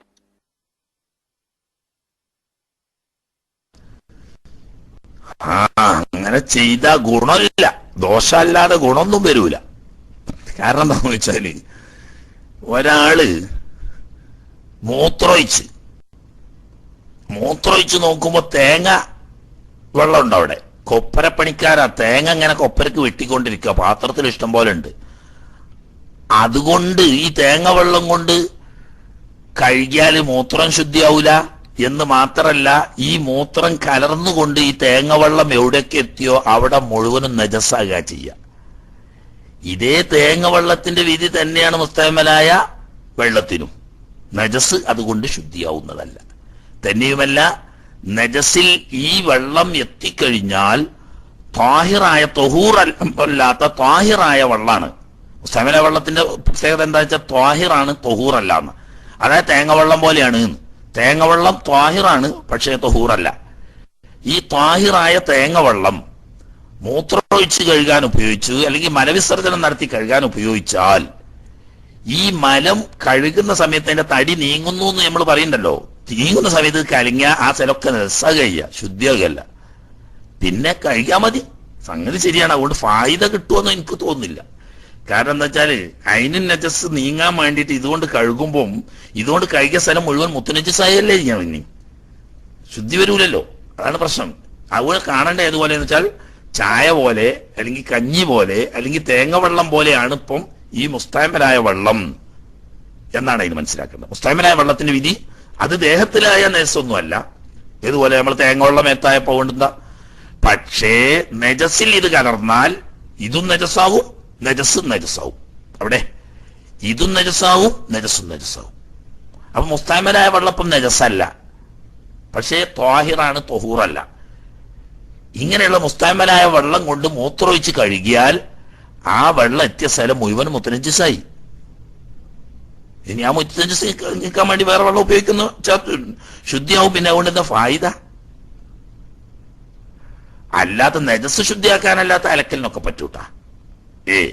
പാത്രം കഴുകാൻ നജസ് ശുദ്ധിയാകാനല്ലേ നമ്മൾ ഭക്ഷണം ആവശ്യത്തിന് ഉപയോഗിച്ച പാത്രം, ആ പാത്രം കഴുകുന്നു, നജസില്ലാത്ത പാത്രം കഴുകുന്നു അഴുക്ക് പോകാൻ വേണ്ടി. അതുപോലെ തന്നെ സാധാരണഗതിയിൽ നമ്മൾ ഡ്രസ്സിലൊന്നും നജസാലില്ലല്ലോ, അഴുക്കല്ലേ. വളരെ അപൂർവം സന്ദർഭങ്ങളിലല്ലേ സാധാരണ നമുക്ക് നജസാവുന്നുള്ള വസ്ത്രത്തിൽ.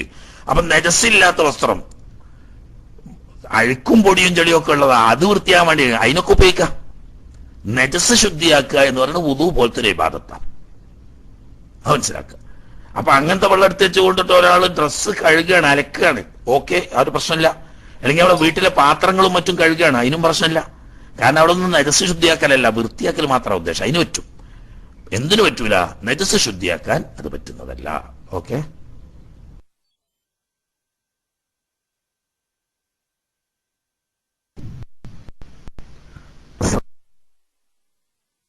അസ്സലാമലൈക്കും വറഹ്മത്തുള്ളാഹി. ഉസ്താദ്, ഈ സുജൂദിൽ 7 അവയവങ്ങൾ വെക്കൽ നിർബന്ധമല്ല, അത് ഷാഫി മദ്ഹബിൽ മാത്രമേ ഉള്ളൂ? ഇവിടെ ഗൾഫിലൊക്കെ വേണമെങ്കിൽ അറബികൾ നെറ്റോട് ഒന്നിച്ച് കെട്ടുന്ന ഇത് മുണ്ട്, വാൽമുണ്ട്. അതുപോലെ തന്നെ ഈ സോക്സ് അതൊക്കെ ഇതിൽ നിന്ന് ഒഴിവാണോ? അസ്സലാമലൈക്കും വറഹ്മത്തുള്ളാഹി.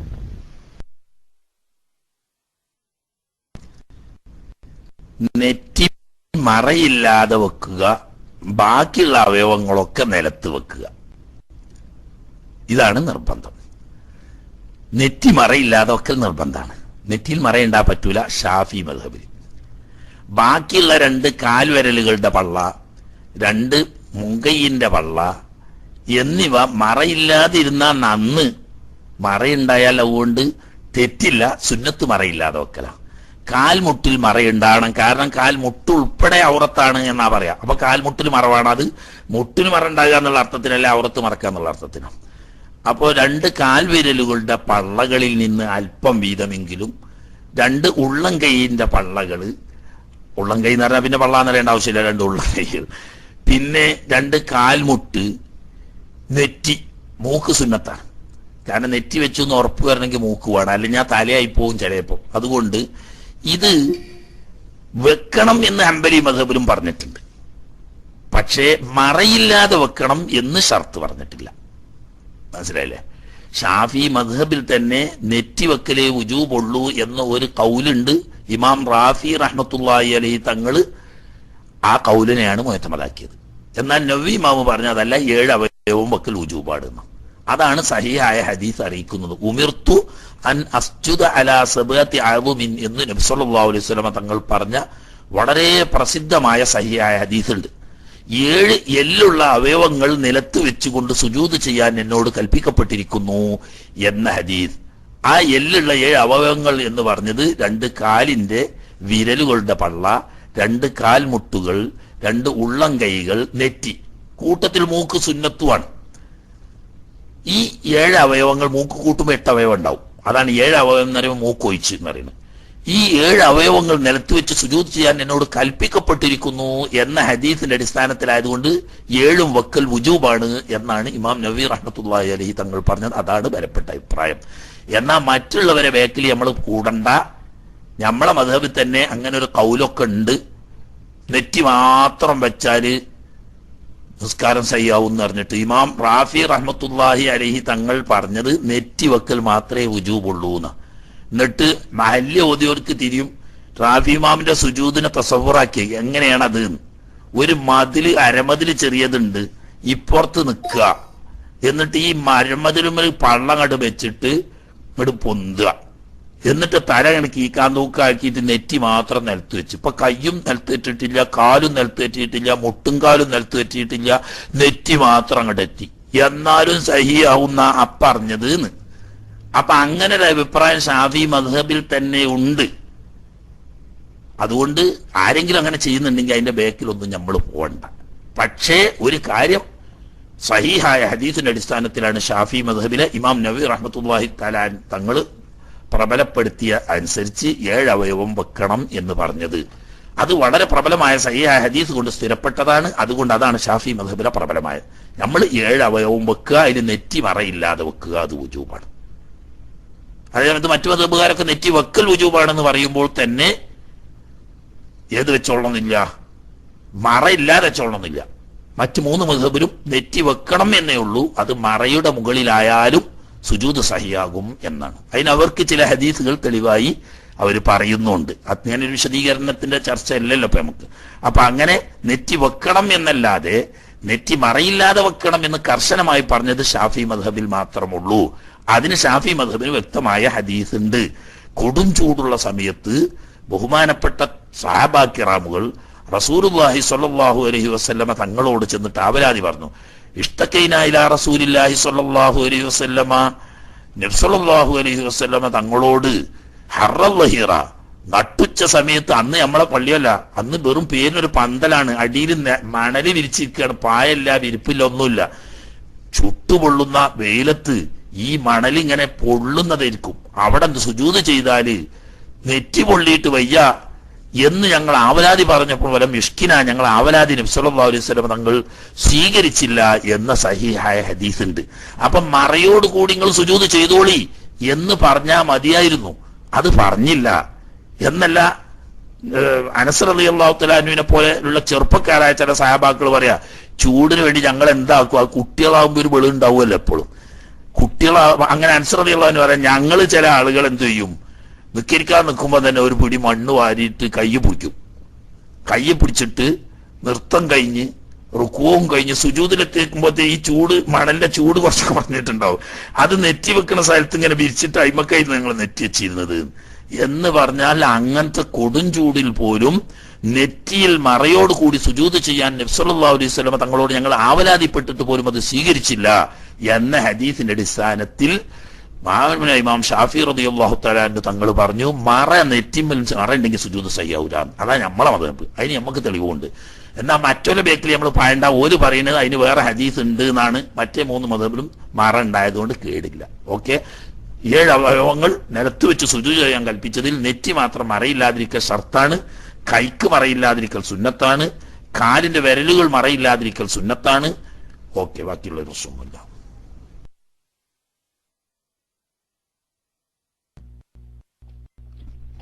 അസ്സലാമു അലൈക്കും. ഉസ്താദ്, പിന്തോരം വൃത്തിയാക്കുമ്പോൾ വിരല് ഉള്ളിലേക്ക് തള്ളിക്കൊണ്ട് വൃത്തിയാക്കേണ്ടതുണ്ടോ? ഇതിനെപ്പറ്റി ഒന്ന് വിശദീകരിച്ചാലും.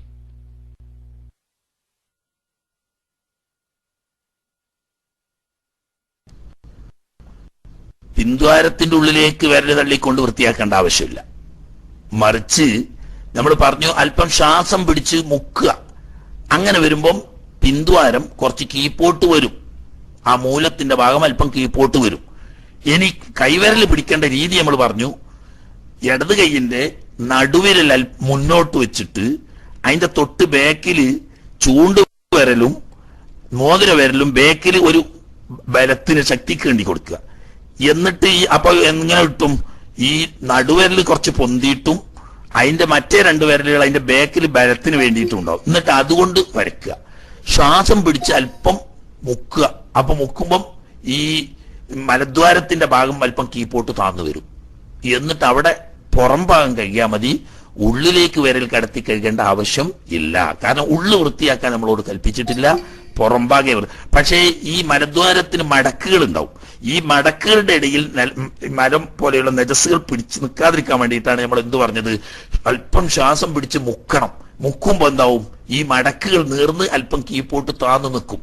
അവിടെ കഴുകിയാൽ മതി, അല്ല ഉള്ളു കഴുകേണ്ട ആവശ്യം ഇല്ല. ഓക്കെ.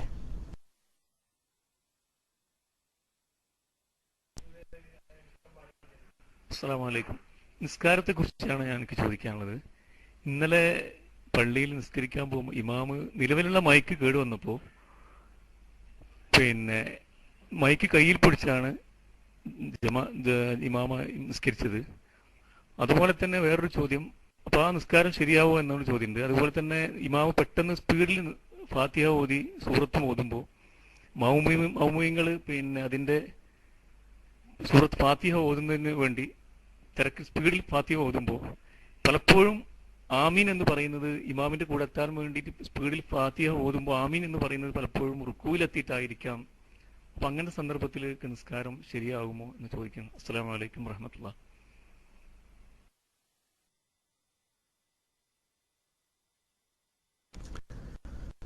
വഅലൈക്കും അസ്സലാം വറഹ്മത്തുള്ളാഹി. സ്പീക്കർ കയ്യിൽ പിടിച്ചോതി എന്നതുകൊണ്ട് നിസ്കാരം ബാത്തിലാകൊന്നുമില്ല. മനസ്സിലായില്ലേ? തക്ബീറത്തുൽ ഇഹ്റാം ചൊല്ലിയതിന് ശേഷം വലത് കൈ കൊണ്ട് ഇടത് കൈയിന്റെ മണിബന്ധത്തെ പിടിച്ച് പൊക്കിളിന്റെയും നെഞ്ഞിന്റെയും ഇടയിലായിട്ട് വെക്കൽ സുന്നത്താണ്. മൈക്ക് പിടിക്കുമ്പോ ആ സുന്നത്ത് പോകും, കൈ പിടിക്കൽ വരും മാത്രം. റുക്കൂ ചെയ്യുന്ന സമയത്ത് കാൽമുട്ടിൽ പിടിക്കൽ സുന്നത്താണ്. എത്തുന്നത്ര കുനിയലേ വുജൂബുള്ളൂ. അപ്പോ ഒരു കൈ വെച്ച് മറ്റേ കൈയിൽ മൈക്ക് പിടിച്ചാൽ ഒരു കൈ വെക്കുന്ന സുന്നത്ത് കിട്ടൂല എന്ന് മാത്രമേ ഉള്ളൂ. സുജൂദിന് പിന്നെ ഇത് പിടിച്ചിട്ട് ചെല്ലേണ്ട ആവശ്യമില്ലല്ലോ. സുജൂദ് കൈന്റെ സമയത്ത് ഇയാൾ അവിടെ വെക്കുവയ്ക്കും. സുജൂദിൽ കൈയിന്റെ ഉള്ളം കയ്യിൽ നിന്നിട്ട് അല്പമെങ്കിലും വെക്കാഞ്ഞാൽ സഹിയാവൂല. അത് വെച്ചിട്ടുണ്ടാവും എന്ന് വിചാരിക്കുക. അപ്പൊ നിസ്കാരം സഹിയാകുന്നതിന് തകരാറൊന്നുമില്ല. പക്ഷെ ചില സുന്നത്തുകളുടെ തകരാറ് വരുന്നുണ്ട് എന്നത് ശരി തന്നെ. പിന്നെ ഇപ്പൊ എന്താ പറഞ്ഞതിന് രണ്ടാമത്തത് ഫാത്തിഹ സ്പീഡ് കൂടുക. ഫാത്തിഹ സ്പീഡ് കൂടിയിട്ട് വലല്ലാലീൻ കഴിയുന്നത് വരെ ഖിയാമിലാകൽ ഷർത്താണ്. ആമീൻ പറയുമ്പോൾ തന്നെ റുക്കൂയിലെത്തിയിട്ടുണ്ടാവും. അതൊരു സുന്നത്തിനെതിരാണെന്നല്ലാതെ നിസ്കാരം ബാത്തിലാവുന്നില്ല. കാരണം എന്താന്ന് വെച്ചാൽ ഫാത്തിഹ മുഴുവനായിട്ട് നൃത്തത്തിൽ ഖിയാമിലാകൽ ഷർത്താണ്. ഫർദ് നിസ്കാരം നിന്നുകൊണ്ടായിരിക്കലും, നിൽക്കാൻ കഴിവുള്ളവരിട്ടോ നിന്നുകൊണ്ടായിരിക്കലും, ഫാത്തിഹ ഓതൽ നൃത്തത്തിലാകലും നിബന്ധനയാണ്. നിൽക്കാൻ കഴിയുന്നവൻ നിന്നുകൊണ്ട് ആ നൃത്തത്തിൽ ഫാത്തിഹ ഓതണം. അത് വലല്ലോല്ലി എന്ന് പറഞ്ഞ ഫാത്തിഹ കഴിഞ്ഞല്ലോ. ആമീൻ എന്നത് നൃത്തത്തിൽ തന്നെ പറയലാണ് സുന്നത്ത്. ഇനി ഒരാള് റുക്കൂലെത്തിയപ്പോത്തിനാണ് ആമീൻ പറഞ്ഞതെങ്കിൽ നിസ്കാരം പാത്തിലാവുന്നില്ല. അതേസമയത്ത് ഫാത്തിഹയിൽപ്പെട്ട ഒന്നും റുക്കൂവിന്റെ എത്തിയതിന്റെ ശേഷം ഓതിയാൻ പറ്റൂല. വലല്ലോല്ലീൻ വരെ ഖിയാമിൽ തന്നെ ആയിരിക്കൽ ഷർത്താണ്.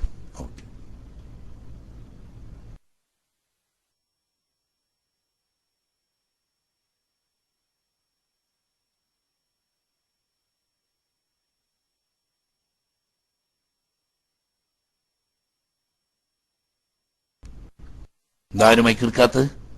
മുകളിലുള്ള ആൾ എടുക്കുന്നില്ലെങ്കിൽ ഉടനെ അതിന്റെ തൊട്ട് താഴെ ചിലവര് മുകളിലുള്ള ആൾ നിസ്കരിക്കാൻ പോയതുണ്ടാവും. അതല്ലെങ്കിൽ ചിലപ്പോ മൈക്ക് കിട്ടാനിട്ടാവും. ഏതായാലും തൊട്ടടുത്തുള്ള ആള്, മുന്നിലുള്ള ആൾക്ക് കിട്ടുന്ന മൈക്ക് എടുക്കുന്നില്ലെങ്കിൽ തൊട്ടടുത്തുള്ള ആളെടുക്കുക.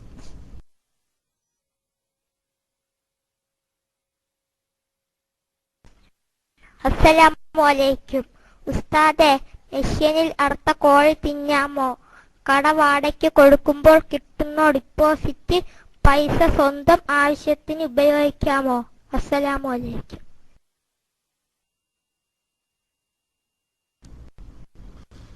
വഅലൈക്കും അസ്സലാം വറഹ്മത്തുള്ളാഹ്. മിഷീനിൽ അറുത്ത കോഴി അറക്കുന്നത് ഒരു മുസ്ലിമായ മനുഷ്യനാണ്. ആ മെഷീൻ ഓപ്പറേറ്റ് ചെയ്യുന്നത് ഒരു മുസ്ലിമാണ്. അദ്ദേഹം ബിസ്മി ചൊല്ലുന്ന ആളാണ് എങ്കിൽ അത് കഴിക്കുന്നത് കൊണ്ട് വിരോധമില്ല.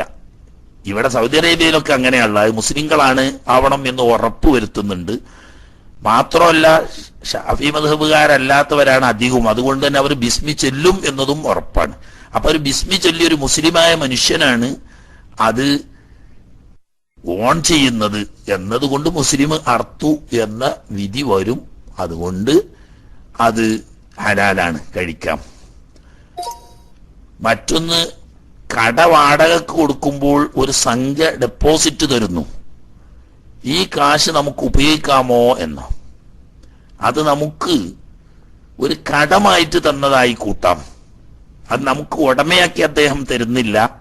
കാരണം ഈ കട അദ്ദേഹം ഒഴിവാകുമ്പോൾ കാശ് തിരിച്ചു കൊടുക്കണം. അപ്പോ കട അദ്ദേഹം നടത്തുന്ന കാലത്തോളം ഒരു അമാനത്ത് എന്ന നിലക്ക്, ഒരു വിശ്വാസത്തിന് വേണ്ടി, ഉറപ്പിനു വേണ്ടി തരുന്ന ഒരു സെക്യൂരിറ്റി സംഖ്യ പോലെയാണ് ഈ ഡെപ്പോസിറ്റ്.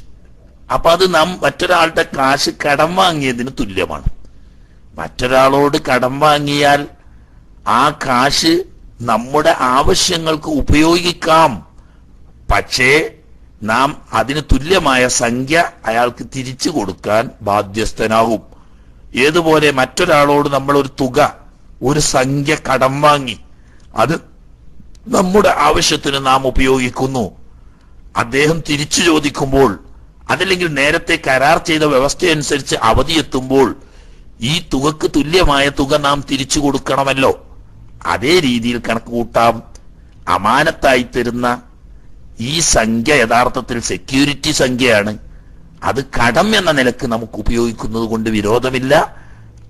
അദ്ദേഹവുമായുള്ള ഇടപാട് പിരിയുമ്പോൾ ഈ സംഖ്യക്ക് തുല്യമായ തുക അദ്ദേഹത്തിന് തിരിച്ചു കൊടുക്കാൻ ബാധ്യസ്ഥനാകും. അപ്പം കടം വാങ്ങിയ സംഖ്യ പോലെ ഉപയോഗിക്കാവുന്നതാണ് എന്നർത്ഥം. അമാനത്തല്ല, അമാനത്താണെങ്കിൽ എടുത്ത് ഉപയോഗിക്കാൻ പറ്റൂലല്ലോ.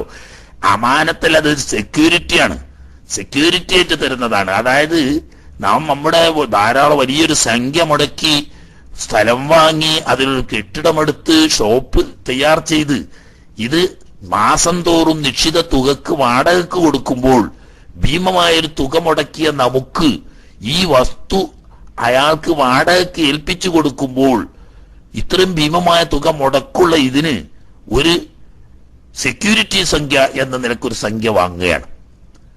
കേടില്ലാതെ, ഷോപ്പിന് മനഃപൂർവമായ കേടുപാടുകളൊന്നും വരുത്താതെ അദ്ദേഹം വാടക ഇടപാട് അവസാനിപ്പിച്ച് തിരിച്ചു പോകുമ്പോൾ ഈ സെക്യൂരിറ്റി സംഖ്യ നാം തിരിച്ചു കൊടുക്കാമെന്ന വ്യവസ്ഥയിൽ വാങ്ങുന്ന സംഖ്യയാണ്. അമാനത്തല്ല. അമാനത്താണെങ്കിൽ അത് നമ്മൾ വാങ്ങി സൂക്ഷിച്ച് അങ്ങനെ തൊടാതെ വെക്കുകയാണ് വേണ്ടത്. ഇത് സെക്യൂരിറ്റി ആയിട്ട് കൊടുക്കുന്ന ഒരു കടം എന്നതുപോലെ കണക്കൂട്ടേണ്ടുള്ളൂ. നമുക്ക് നമ്മുടെ ആവശ്യത്തിന് ഉപയോഗിക്കാം. പക്ഷേ വ്യവസ്ഥ പ്രകാരം അയാൾ വാടക ഇടപാട് തീർത്ത് പിരിയുമ്പോൾ അയാളുടെ സംഖ്യ തിരിച്ചു കൊടുക്കാൻ നാം ബാധ്യസ്ഥരാകും.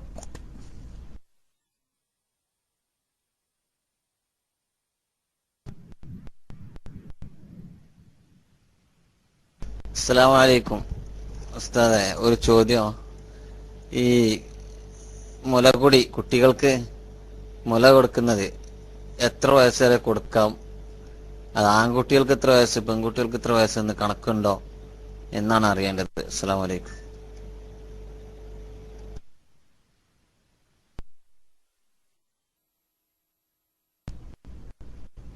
വലൈക്കും അസ്സലാം. എത്ര വയസ്സ് വരെ കൊടുക്കാന്ന് അങ്ങനെ കണക്കൊന്നും ചോദിച്ചില്ലേന്, മനസ്സിലായില്ലേ? എത്ര വയസ്സ് വരെ കുട്ടിക്ക് മുല കൊടുക്കാൻ പാടുള്ളൂ എന്ന് അങ്ങനെ ഒരു കണക്കൊന്നുമില്ല. മറിച്ച് 2 വർഷം എന്ന് പറഞ്ഞൊരു കണക്കുണ്ടല്ലോ. ആ കണക്കൊക്കെ പറയൽ എങ്ങനെയാണെന്നറിയോ? ഓരോന്നിനും ഓരോ പാശ്ചാത്തലമുണ്ട്, അത് മനസ്സിലാക്കണം നമ്മൾ. ഖുർആനിൽ ആ പറഞ്ഞതിന് ഒരു പ്രത്യേക പാശ്ചാത്തലത്തിലാണ് ആ പറഞ്ഞത്.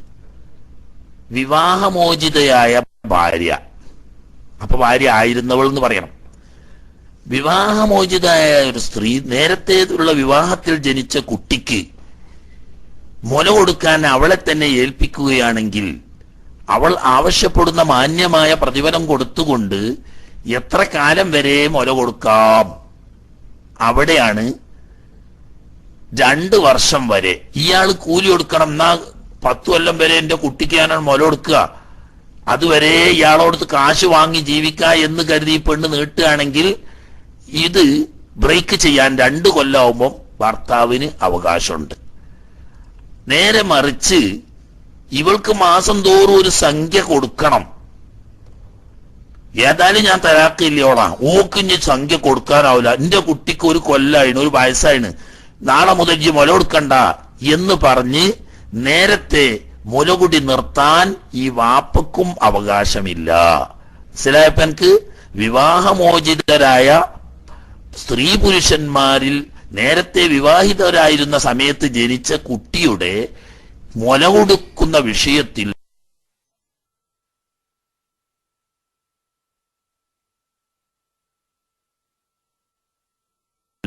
ചിലപ്പോൾ ഇതിന് പാടില്ല. ഇയാൾക്ക് കത്തോളം പോരെന്ന 2 കൊല്ലം കഴിഞ്ഞിട്ടും നിർത്താതെ മുന്നോട്ട് കൊണ്ടുപോകാൻ അവകാശം സ്ത്രീക്കുമില്ല. ഇങ്ങനെയുള്ള സാഹചര്യത്തിൽ 2 വർഷമാണ് അതിന്റെ പരിധി. അതായത് 2 വർഷം വരെ കാശ് വാങ്ങി മുല കൊടുക്കാൻ ഭാര്യയ്ക്ക് അധികാരമുണ്ട്. 2 വർഷം കഴിഞ്ഞാൽ അത് നിർത്തിക്കാനുള്ള അധികാരം ഭർത്താവിനുമുണ്ട്. ഭാര്യയും ഭർത്താവും പിരിഞ്ഞ് കൂലിയാങ്ങി മുല കൊടുക്കണോടത്തുള്ള കഥയാണ് പറഞ്ഞത്. അവിടെ തന്നെ പറയാം,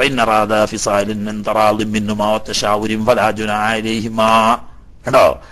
ഇതേ സാഹചര്യത്തിൽ തന്നെ ഭാര്യയും ഭർത്താവും പരസ്പരം ചർച്ച ചെയ്ത് മസ്ലഹത്തനുസരിച്ച്, ഭാര്യയുടെ പ്രത്യേക ദുരുദ്ദേശമില്ല, ഭർത്താവിന് പ്രത്യേക ദുരുദ്ദേശമില്ല, കുട്ടിയുടെ ആരോഗ്യസ്ഥിതി പരിഗണിച്ചുകൊണ്ടും പരസ്പരം ആലോചിച്ചുകൊണ്ടും നേരത്തെ നിർത്തുകയോ മുന്നോട്ട് കൊണ്ടുപോവുകയോ ചെയ്യുന്നതിന് വിരോധമില്ല എന്ന് അല്ലാഹു സുബ്ഹാനഹു വ തആല പ്രത്യേകം ഉണർത്തി. അപ്പൊ അത് പൊതു നിയമമല്ല. ഈ ഒരു പ്രത്യേക സാഹചര്യത്തിലാണ് 2 വർഷം അതിർത്തിയായി നിശ്ചയിച്ചത് എന്നും ഈ അതിർത്തി കഴിഞ്ഞാലും മസ്ലഹത്തുണ്ടെങ്കിൽ കൂടിയാലോചനയിലൂടെ മുന്നോട്ട് നീട്ടിക്കൊണ്ടുപോകുന്നതിനോ അതല്ലെങ്കിൽ മസ്ലഹത്തുണ്ടെങ്കിൽ കൂടിയാലോചനയിലൂടെ നേരത്തെ നിർത്തുന്നതിനോ വിരോധമില്ല എന്ന് പറഞ്ഞതൊക്കെ പ്രശ്നങ്ങൾ ഉണ്ടാകുമ്പോഴാണ്. മനസ്സിലായോ? ഇല്ലെങ്കിൽ കുട്ടിയുടെ ആരോഗ്യത്തിന് ദോഷമില്ലാത്ത നിലക്ക് ഏത് സമയത്ത് വേണമെങ്കിലും മുലകുടി നിർത്തുന്നത് കൊണ്ട് മാതാപിതാക്കൾ കുറ്റക്കാരാവുകയില്ല. അപ്പൊ ഇത്തരക്കാരെ കൊടുത്തുകൂടുന്നും ഇവിടുന്ന് അങ്ങോട്ട് കൊടുത്തുകൂടാ എന്നും പൊതുവെ ഇസ്ലാമിൽ ഒരു നിയമമില്ല. പക്ഷേ ഇവർ തമ്മിൽ അലോഗ്യമായാൽ, പരസ്പരം പ്രശ്നമായാൽ ഒരു കോടതി ഇടപെട്ടാൽ 2 വർഷം അവധി നിശ്ചയിച്ചു കൊടുക്കും. ഈ 2 വർഷം വരെ പെണ്ണ് മുല കൊടുക്കാൻ ബാധ്യസ്ഥയാണ്. അവൾക്ക് നിശ്ചയിക്കപ്പെട്ട കൂലി കൊടുക്കാൻ ഈ ഭർത്താവും ബാധ്യസ്ഥനാണ്. അതേസമയത്ത് രണ്ടാളോടി മസ്ലഹത്തായിട്ട് 1 കൊല്ലം കൊണ്ട് നിർത്തുകയെന്ന് തീരുമാനിച്ചു. കുട്ടിക്ക് പ്രത്യേകിച്ച് ആരോഗ്യ പ്രശ്നങ്ങളൊന്നുമില്ല, ഒരു പ്രശ്നവുമില്ല. അല്ല, കുട്ടിക്ക് വേണ്ടത്ര വളർച്ച എത്തിയിട്ടില്ല, 6 മാസവും കൂടി നീട്ടിക്കൊടുക്കാമെന്ന് രണ്ടാളും കൂടി ആലോചിച്ച് തീരുമാനിച്ചു, ഒരു പ്രശ്നവുമില്ല. ഓക്കെ.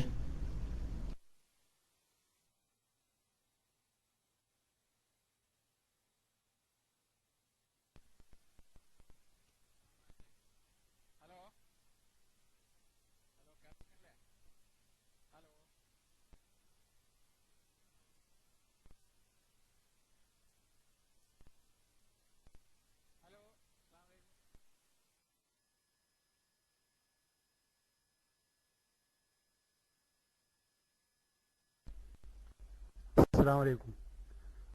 ഉസ്താദെ, ഈ പല്ല് വെപ്പ് പല്ലാണ്. അപ്പോൾ ഈ പല്ല് ഞാൻ രാവിലെ വെക്കലും പിന്നെ ജോലി ഞാൻ നടത്തി വെക്കലാണ്. അപ്പോൾ ഈ പിന്നെ നോമ്പിന് നിസ്കാരത്തിന് ബാധിക്കുമോ എന്നുള്ളതാണ് എൻ്റെ ചോദ്യം. അസ്സലാമു അലൈക്കും.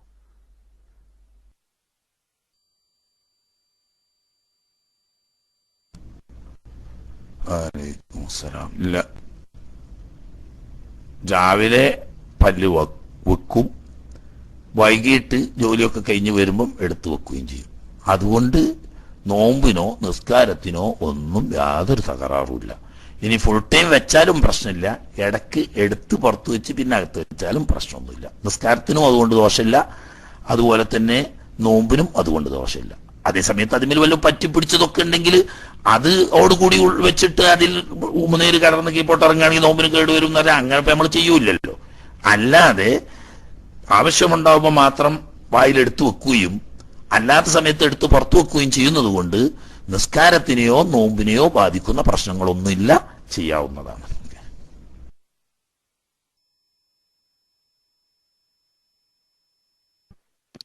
അസ്സലാമു അലൈക്കും. ഇപ്പൊ കേൾക്കുന്നില്ലേ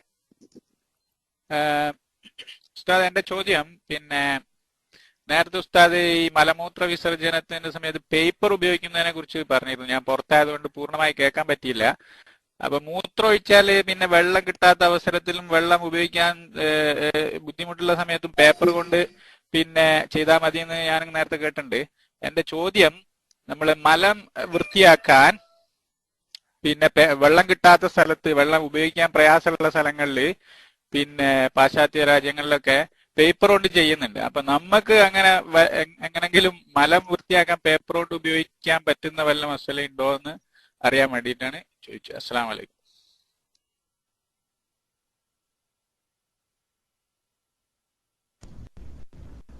വലൈക്കും അസ്സലാം. മുമ്പ് കേട്ടത് തന്നെ കുറച്ചുകൂടി തിരുത്താണ്ട്. വെള്ളം ഉള്ളതോട് കൂടി വെള്ളം ഉപയോഗിക്കുന്നതിന് യാതൊരു പ്രശ്നവും ഇല്ലെങ്കിലും പേപ്പറോ കല്ലോ പോലത്തത് കൊണ്ട് മൂത്രമൊഴിച്ചാലും മലവിസർജനം ചെയ്താലും വൃത്തിയാക്കാൻ പറ്റും. അതുകൊണ്ട് നിസ്കാരാദി കാര്യങ്ങളൊക്കെ ചെയ്യൽ ഹലാലാവുകയും ചെയ്യും. മനസ്സിലായോ? ഇല്ലെങ്കിൽ ഒന്നുകൂടി പറയാം. മനസ്സിലായിട്ടുണ്ടാവും, എന്നാലും അത് ഇപ്പോഴും കേൾക്കാത്തതായതുകൊണ്ട് ഒന്നുകൂടി പറയാം. വെള്ളമുണ്ട്, വെള്ളം ഉപയോഗിക്കുന്നതിന് യാതൊരു പ്രയാസവും ഇല്ല. എന്നാൽ വെള്ളം ഉപയോഗിക്കുന്നതാണ് നല്ലത്. പക്ഷേ ഒരാൾ പേപ്പർ കൊണ്ട് മാത്രം അതല്ലെങ്കിൽ കല്ലുകൊണ്ട് മാത്രം വൃത്തിയാക്കി നിസ്കരിക്കുന്നതിനോ മറ്റ് അമലുകൾ ചെയ്യുന്നതിനോ യാതൊരു തടസ്സവും ഇല്ല. വെള്ളം ഇല്ലാത്തപ്പോന്ന് മാത്രമല്ല, വെള്ളം ഉള്ളപ്പോഴും പറ്റും. വെള്ളം ഉപയോഗിക്കാൻ പറ്റാത്തപ്പോഴല്ല, വെള്ളം ഉപയോഗിക്കാൻ പറ്റുമ്പോഴും പറ്റും. അത് മലവിസർജനം ചെയ്താലും പറ്റും, മൂത്രവിസർജനം ചെയ്താലും പറ്റും. പക്ഷെ ഒരു നിബന്ധന ഉണ്ട് കേട്ടോ. ഈ വെള്ളമല്ലാത്ത ടിഷ്യൂ പേപ്പർ ആവട്ടെ, കല്ലാവട്ടെ, അതല്ലെങ്കിൽ നമ്മളെ കോട്ടൺ തുണികളാവട്ടെ, ഇതൊക്കെ പറ്റും. ഇതിനൊക്കെ ഒരു ഷർത്തുള്ളത്, അതാ പ്രത്യേകം മനസ്സിലാക്കേണ്ടത്. മൂത്രമൊഴിക്കുമ്പോൾ ലിംഗശിരസിൽ നിന്നും പുറത്ത് മൂത്രം പോകരുത്. അതായത് നമ്മൾ മാർക്കം കഴിക്കപ്പെടുന്ന സ്ഥലം ഉണ്ടല്ലോ, ആ അതിർത്തിയിൽ നിന്നിട്ട് കീപ്പോട്ട് ഒലിക്കരുത്. അങ്ങനെ കീപ്പോട്ട് ഒലിച്ചാൽ എന്തു വരും? വെള്ളം തന്നെ വേണ്ടി വരും. ഉദാഹരണം, ചില ആളുകൾ മൂത്രമൊഴിക്കുമ്പോൾ ചില സമയത്ത് ആ മൂത്രം ലിംഗത്തിന്മേലൂടെ ഒലിച്ചിറങ്ങി വൃഷ്ണം വരെ ആവും. ഇനി അവിടെ വെള്ളം തന്നെ വേണം, ടിഷ്യൂ പേപ്പറോ കല്ലോ ഒന്നും പോരാ. അതേ സമയത്ത് ഈ ലിംഗശിരസ് എന്ന് പറയുന്ന ഹഷ്ഫ അഥവാ മാർക്കം ചെയ്യപ്പെട്ട സ്ഥലം, അതിന്റെ അപ്പുറമൊന്നും മൂത്രമായിട്ടില്ല. എന്നാൽ ആ മൂത്രം വൃത്തിയാക്കാൻ പേപ്പർ തന്നെ മതി, അല്ലെങ്കിൽ കല്ല് മതി. വെള്ളം ഉണ്ടായാൽ നല്ലതാണെന്നല്ലാതെ ഫർള് വീടാൻ, നിസ്കാരം ചെയ്യാകാൻ പേപ്പർ കൊണ്ടോ കല്ലുകൊണ്ടോ അന്വേഷിച്ചാൽ മതി. അതേ രീതിയിൽ മലവിസർജനം ചെയ്താൽ കട്ടാകുന്നു.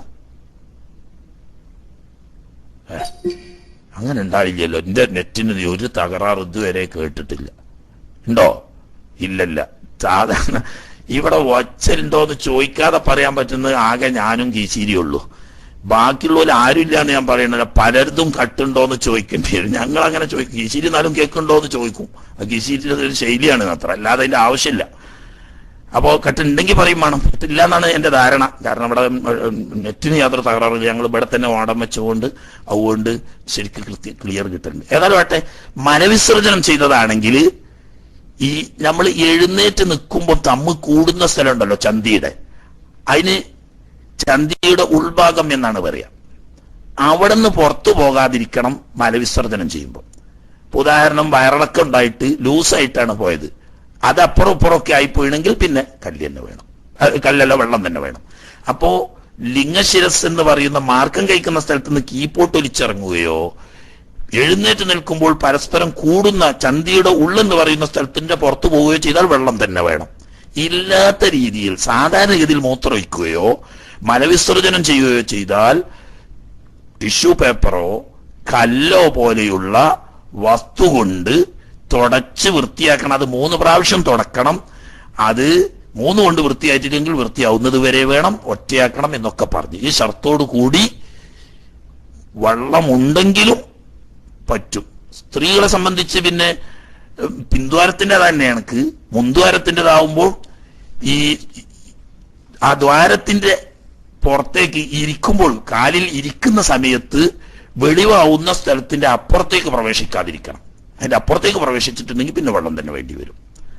പുറത്തേക്ക് ഒലിച്ചു വന്നിട്ടേ, സാധാരണ അങ്ങനെ ഉണ്ടാവൂല, അഥവാ പ്രത്യേക ചില സാഹചര്യത്തിൽ ഒലിച്ചിറങ്ങിപ്പോയി, അങ്ങനെ ഈ പറഞ്ഞ ഇരിക്കുമ്പോൾ വെളിവാവുന്ന സ്ഥലത്തിന്റെ അപ്പുറം അപ്പുറം ഒക്കെ പോയാൽ അവിടെ പിന്നെ വെള്ളം വേണം. ഇല്ലെങ്കിൽ കടലാസോ അതല്ലെങ്കിൽ കല്ലോ പോലത്തത് തന്നെ മതി. അപ്പൊ വെള്ളം കിട്ടാത്തപ്പം എന്നല്ല, വെള്ളം ഉണ്ടെങ്കിൽ നിങ്ങൾ കേൾക്കണോ, അറബികൾക്ക് പണ്ട് വെള്ളം കൊണ്ട് മനയിരിക്കുന്ന കഥ തന്നെ അറിയില്ല.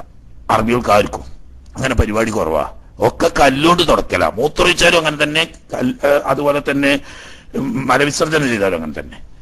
മദീനത്ത് യഹൂദികൾ, അവർ അഹ്ലി കിതാബുകളാണല്ലോ, അവർക്ക് ഈ സ്വഭാവം ഉണ്ടായിനി. കല്ലുകൊണ്ട് മൂത്രമൊഴിച്ചാൽ പോലും കല്ലുകൊണ്ട് തന്നെ തുടക്കുക, മലവിസർജനം ചെയ്താൽ വെള്ളം കൊണ്ട് മനയിരിക്കുമായിരുന്നു. ഇത് കണ്ട് മനസ്സിലാക്കിയ മദീനയിലുള്ള അൻസ്വാരികളായ ചില സഹാബത്ത്, അവര് പ്രത്യേകിച്ച് കുബാ പ്രദേശത്തുള്ള ചില സഹാബത്ത് യഹൂദികളിൽ നിന്നിട്ട് ഇത് ശീലം കണ്ടുപഠിച്ച് അവർ മലമൂത്ര വിസർജനം ചെയ്ത വെള്ളം കൊണ്ട് കഴുകുന്ന ഒരു സ്വഭാവം ഉണ്ടായിരുന്നു. അങ്ങനെ അല്ലാഹു സുബ്ഹാനഹു വ തആല മുനാഫിഖീങ്ങളെ ആക്ഷേപിച്ചുകൊണ്ട് മസ്ജിദുൽ ദുറാറിനെ വിമർശിച്ചുകൊണ്ടും ആയത്തിറക്കിയപ്പം കൂട്ടത്തിൽ മസ്ജിദുൻ നുസ്സിസ അല തഖ്വ മിൻ അവ്വലി യൗമിൻ ഖൈറുൻ അൻ തഖൂമ ഫീഹി റിജാലു യുഹിബ്ബൂന യതതഹറു വല്ലാഹു യുഹിബ്ബുൽ മുത്തഹിരീൻ. അവിടെ വൃത്തിയാകലിനെ ഇഷ്ടപ്പെടുന്ന ചില മാന്യന്മാരുണ്ട്. അല്ലാഹു സുബ്ഹാനഹു വ തആല വൃത്തിയെ മഹബത്ത് വെക്കുന്നവനാണ് എന്ന് ആയത്തിറങ്ങിയപ്പോൾ തിരുനബി സല്ലല്ലാഹു അലൈഹി വസല്ലം തങ്ങൾ അവരെ സമീപിച്ചുകൊണ്ട്, ഖുബാ പ്രദേശത്തുള്ള അൻസാരികളെ സമീപിച്ചുകൊണ്ട് ചോദിച്ചു, അല്ലാഹു നിങ്ങളുടെ ഈ ശുചീകരണത്തെ സംബന്ധിച്ച് പ്രത്യേകം പ്രശംസിക്കുന്നുണ്ടല്ലോ, നിങ്ങൾ എന്താണ് പ്രത്യേക ശുചീകരണം നടത്തുന്നത് എന്ന് അന്വേഷിച്ചപ്പോൾ അവർ പറഞ്ഞു, ഞങ്ങളുടെ അയൽവാസികളായ ജൂതന്മാർ അവർ മലവിസർജനം ചെയ്താൽ അവര് സാധാരണ വെള്ളം കൊണ്ട് വൃത്തിയാക്കാറുണ്ട്. അത് കണ്ട് ഞങ്ങളും എന്താക്കും, മലമൂത്ര വിസർജനം ചെയ്താൽ വെള്ളം കൊണ്ട് വൃത്തിയാക്കാറുണ്ട്, അല്ലാതെ മറ്റൊന്നും പ്രത്യേകമായി ഞങ്ങൾക്കറിയില്ല എന്ന് പറഞ്ഞപ്പോൾ തിരുനബി സല്ലല്ലാഹു അലൈഹി വസല്ലം തങ്ങൾ പറഞ്ഞു, അത് തന്നെ, അതുകൊണ്ട് ഫഅലൈകുമൂഹു, അത് നിങ്ങൾ പതിവാക്കിക്കൊള്ളണം എന്ന് നിർദ്ദേശിച്ചു. അപ്പോ മലമൂത്ര വിസർജനം ചെയ്താൽ കല്ലുകൊണ്ട് മാത്രം വൃത്തിയാക്കുന്ന സ്വഭാവമായിരുന്നു പൊതുവിലുണ്ടായിരുന്നത് അറബികൾക്ക്. പിന്നീട് അല്ലാഹു തആല പ്രത്യേകം പ്രശംസിച്ചപ്പോൾ തിരുനബി സല്ലല്ലാഹു അലൈഹി വസല്ലം തങ്ങൾ അത് പതിവാക്കാൻ നിർദ്ദേശിച്ചിടം മുതൽക്കാണ് ആദ്യം കല്ലുപയോഗിച്ച്, വെള്ളക്ഷാമമുള്ള പ്രദേശമായതുകൊണ്ട് ആദ്യം കല്ലുപയോഗിച്ച് വൃത്തിയാക്കുകയും പിന്നീട് പൂർത്തീകരണത്തിന് വേണ്ടി വെള്ളം ഉപയോഗിക്കുകയും ചെയ്യുന്ന സമ്പ്രദായം സഹാബത്ത് ആചരിച്ചത്. അതുകൊണ്ട് അത് രണ്ടും കൂടി ചെയ്യലാണ് ഏറ്റവും ഉത്തമം എന്ന് വന്നത്. ഒരാൾ വെള്ളം കൊണ്ട് മാത്രമാക്കുന്നു, ഓക്കെ, നല്ലതാണ്. ഒരാൾ കല്ലുകൊണ്ട് മാത്രമാക്കുന്നു, ഒരു പോരായികയുമില്ല, സഹിഹാകും. ഓക്കെ.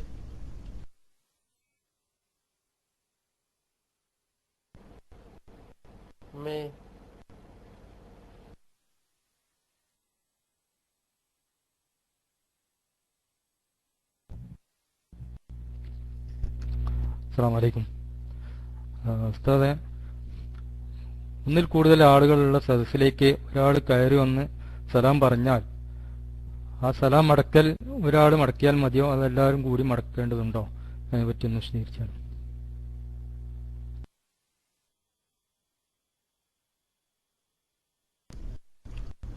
കുറെ ആളുകളുള്ള ഒരു സദസ്സിലേക്ക് ഒരാള് സലാം പറഞ്ഞാൽ സലാം മടക്കൽ ഫർള് കിഫായിയാണ്. ഫർള് കിഫായി എന്ന് പറഞ്ഞാൽ എല്ലാവരും മടക്കിയാൽ എല്ലാവർക്കും ഫർളിന്റെ കൂലി കിട്ടും. ആരും മടക്കിയിട്ടില്ലെങ്കിൽ എല്ലാവരും കുറ്റക്കാരാവും. ഒരാളെങ്കിലും മടക്കിയാൽ അയാൾക്ക് ഫർളിന്റെ കൂലി കിട്ടും, മറ്റുള്ളവർ കുറ്റത്തിൽ നിന്നൊഴിവാകും. ഇതാണ് ഫർള് കിഫായി. ഇതാണ് അവിടുത്തെ നിയമം. അതായത് സംഘത്തിൽ എല്ലാവരും മടക്കിയ എല്ലാവർക്കും ഫർളിന്റെ കൂലി കിട്ടും.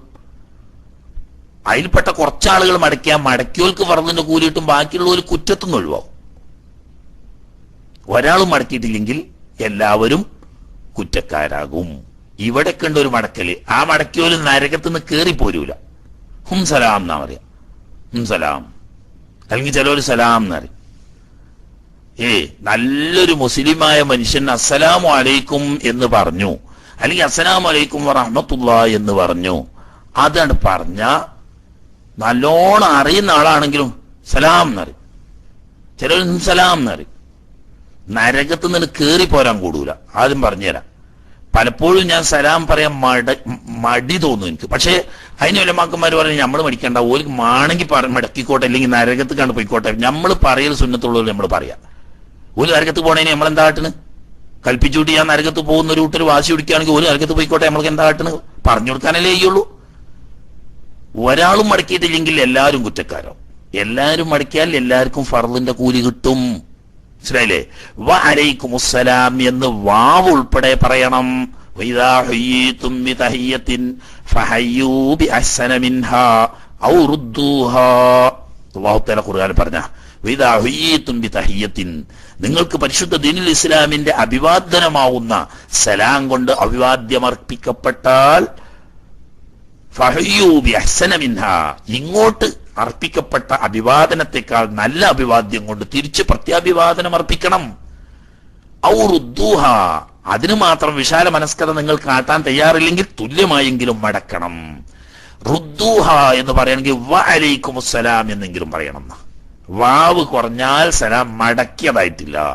വറഹ്മത്തുള്ളാഹി വബറകാതുഹു എന്ന് കൂട്ടിയാൽ അള്ളാഹ് പറഞ്ഞ സുന്നത്തായ ആദ്യത്തെ കോലായി. വ അലൈക്കുമുസ്സലാം എന്ന് പറഞ്ഞാൽ ഫർള് വിടി. സലാം എന്നറിഞ്ഞ് സലാം എന്നറിഞ്ഞ് ഫർള് വിടൂല, നരകത്ത് നിന്ന് കേറി പോരാൻ കഴിയൂല, കുറ്റക്കാരാകും. എന്നാ പിന്നെ നമ്മൾക്ക് പറയൽ സുന്നത്തല്ലേ ഉള്ളൂ. നമ്മളൊരു സുന്നത്ത് ചെയ്ത് കാണ്ട് മറ്റുള്ളവരെ നരകത്ത് കറിഞ്ഞേക്കണ്ടല്ലോ, അതുകൊണ്ട് സലാം പറയണം. അങ്ങനെയില്ല, അത് ഇസ്ലാമിന്റെ സംസ്കാരമാണ്. ഹഖുൽ മുസ്ലിമി അലൽ മുസ്ലിം സിത്തുൻ ഇദാ ലഖീതഹു ഫസല്ലിം അലൈഹി. ഒരു മുസ്ലിം മറ്റൊരു മുസ്ലിമുമായി ചെയ്യേണ്ട ബാധ്യതകൾ, കടമകൾ 6. അതിൽ ഒന്നാമത്തെ കടമ അഭിമുഖീകരിക്കുമ്പോൾ, കണ്ടുമുട്ടുമ്പോൾ അസ്സലാമു അലൈക്കും പറയണം. നമ്മളിത് പറയാ, മടക്കാത്തവനോട് പറയാം മടക്കണോന്ന്. ഞാൻ ചിലപ്പോ അങ്ങനെ 3 വട്ടമൊക്കെ ഉറക്കാണ് പറയും. അസ്സലാമു അലൈക്കും പറഞ്ഞാൽ സലാം എന്ന് പറഞ്ഞാൽ, അല്ലെങ്കിൽ സലാം എന്ന് പറഞ്ഞാൽ പിന്നെയും പറയാം അസ്സലാമു അലൈക്കും. അപ്പൊ തന്നെ എന്തോ ഒരു തകരാറുണ്ട് എന്ന് എനിക്ക് തോന്നുന്നു. എന്നിട്ടും ചുഖമായിട്ടില്ലെങ്കിൽ പിന്നെ ഉറക്ക പറയാം അസ്സലാമു അലൈക്കും, ഇജ്ജെന്താ മുസ്ലിം അല്ലടോ ചോദിക്കും. കാരണം എന്താ? അള്ളാഹിന്റെ അടുക്കൽ എന്തിനാ നമ്മളെ കൊണ്ട് നരകത്ത് പോണ്? അതുകൊണ്ട് പറയാതെക്കണ്ട, അത് പ്രത്യേകം ശ്രദ്ധിക്കുക. ഒരു സംഘ ആളുകളിലേക്ക് സലാം പറയാം, ഒരാളെങ്കിലും മടക്കൽ ഫർളാണ്. എല്ലാവരും മടക്കിയാൽ എല്ലാവർക്കും ഫർളിന്റെ കൂലി കിട്ടും. ആരും മടക്കിയിട്ടില്ലെങ്കിൽ എല്ലാവരും ഹറാമിന്റെ കുറ്റം ചെയ്തും.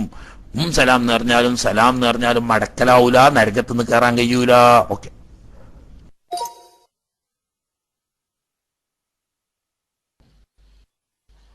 അസ്സലാമലൈക്കും. അസ്സലാമലൈക്കും, കേൾക്കുന്നുണ്ടോ? അതെ, പിന്നെ നമ്മള് ഒരു ഫർളിന് നെയ്യത്ത് വെച്ച് നിസ്കരിച്ചുകൊണ്ടിരിക്കുമ്പോൾ പിന്നെ അപ്പുറത്തൊരു ജമാഅത്ത് നടക്കുകയാണെങ്കിൽ ഈ ഫർള് 2 റക്അത്ത് സുന്നത്ത് എന്ന് പറഞ്ഞ നെയ്യത്ത് വെച്ച് മുറിക്കാൻ പറ്റുമോ? എങ്ങനെയാണ് അതിന്റെ വിധി എന്നറിയാം. അസ്സലാമലൈക്കും.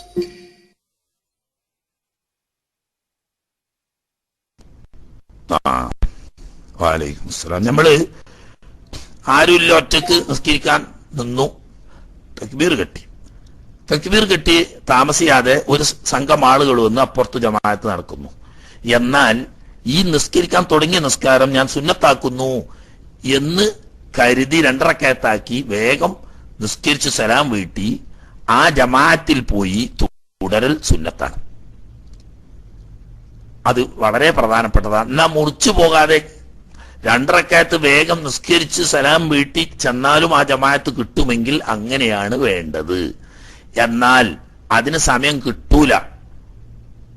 ഏത് ആ ജമാഅത്തിൽ പോയി കൂടണമെങ്കിൽ ഇതിപ്പോ 2 റക്അത്ത് പൂർത്തിയാക്കിയാവുമ്പോത്തിന് ആ ജമാഅത്ത് കിട്ടൂല എന്ന് കാണുന്ന സാഹചര്യമാണെങ്കിൽ മുറിച്ചു കൊണ്ടുവരെ പോകുന്നത് കൊണ്ട് വിരോധമില്ല. ഇനി അതും അല്ലെങ്കിൽ 1 റക്അത്ത് സുന്നത്ത് മുത്തലഖ് സുന്നത്താക്കി മറിച്ച് നിസ്കരിച്ച സലാം വീട്ടിൽ പോകാൻ പറ്റുമെങ്കിൽ അതാണ് നല്ലത്.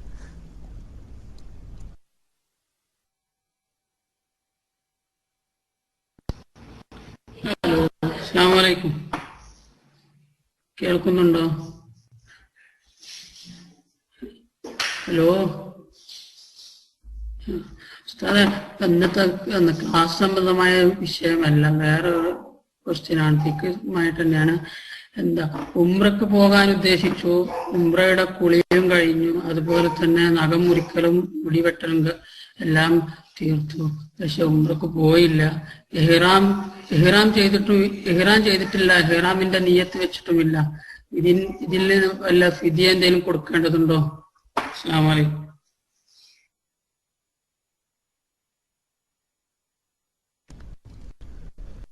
വലൈക്കും അസ്സലാം. ഇല്ല, ഒരു വിധിയും കൊടുക്കേണ്ടതില്ല. ഇഹ്റാം ചെയ്തിട്ടില്ല എന്ന് പറഞ്ഞാൽ അതിനെ നിയ്യത്ത് അറിയണം കേട്ടോ, അത് പ്രത്യേകം മനസ്സിലാക്കുക. ഈ ഇഹ്റാം എന്ന് പറയുന്നത് ഹജ്ജിന്റെ ഇഹ്റാം ചെയ്യുക എന്ന് പറയുന്നത് ഹജ്ജിന്റെ നിയ്യത്ത് ചെയ്യുക എന്ന. ഉംറയ്ക്ക് ഇഹ്റാം ചെയ്യുക എന്ന് പറഞ്ഞാൽ ഉംറയിൽ പ്രവേശിക്കുന്നു എന്ന് നിയ്യത്ത് ചെയ്യുക എന്ന്.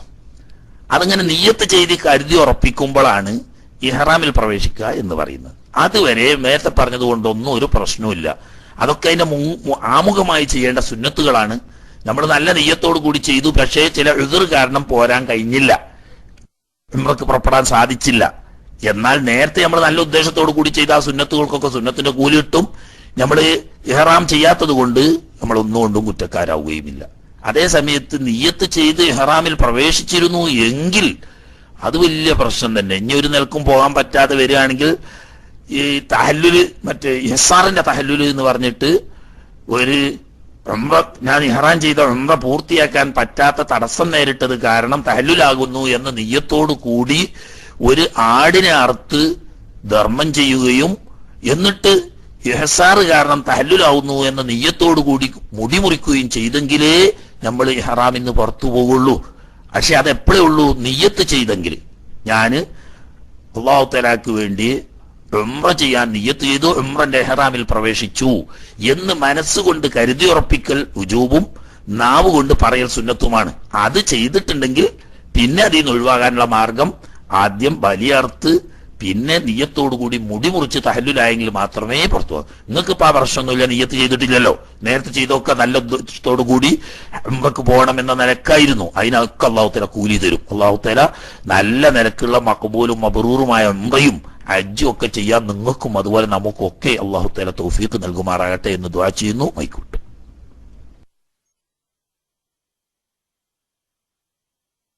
അസ്സലാമു അലൈക്കും വറഹ്മത്തുള്ളാഹി വബറകാതുഹു. ഉസ്താദ്, നമ്മളെ വിഷയ സംബന്ധമായിട്ട് കേൾക്കുന്നുണ്ടോ? ഹലോ, അസ്സലാമു അലൈക്കും. ഓക്കെ. വിഷയ സംബന്ധമായ ഒരു ചോദ്യമല്ല, പിന്നെ ഒരു അനന്തരാവകാശം എടുക്കുന്നതിനെ സംബന്ധിച്ചുള്ള ഒരു ചോദ്യമാണ്. അഥവാ ഒരു വലിയുമ്മക്ക് 4 മക്കളുണ്ട്, 2 ആണും 2 പെണ്ണും. അപ്പൊ വലിയുമ്മാന്റെ എല്ലാ സ്വത്തും ചെറിയ മകന്റെ പേരിൽ എഴുതി കൊടുത്തു. ഇത് എങ്ങനെയാണ് ഇതിന്റെ വിധി ഒന്ന് പറഞ്ഞാൽ നന്നായിരുന്നു. ബാക്കി 3 മക്കൾക്ക് സ്വത്ത് കൊടുക്കാതെ എല്ലാ സ്വത്തുകളും ചെറിയ മകന്റെ പേരിൽ എഴുതി കൊടുത്തു. വലിയുമ്മ ഇപ്പോഴും ജീവിച്ചിരിപ്പുണ്ട്, കുറെ വയസ്സായ ആളാണ്. ഉസ്താദ് അതിന്റെ വിധി ഒന്ന് പറഞ്ഞാൽ നന്നായിരുന്നു. മൈക്ക് റിലീസ് ചെയ്യുന്നു.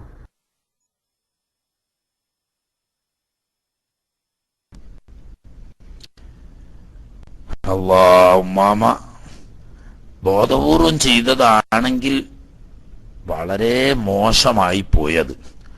ബോധപൂർവം അല്ല, ആരെങ്കിലും ആ സാധു ഉമ്മാനെ തെറ്റിദ്ധരിപ്പിച്ചുകൊണ്ടാണെങ്കിൽ അവർക്കതിൽ ബർക്കത്തുണ്ടാവില്ല.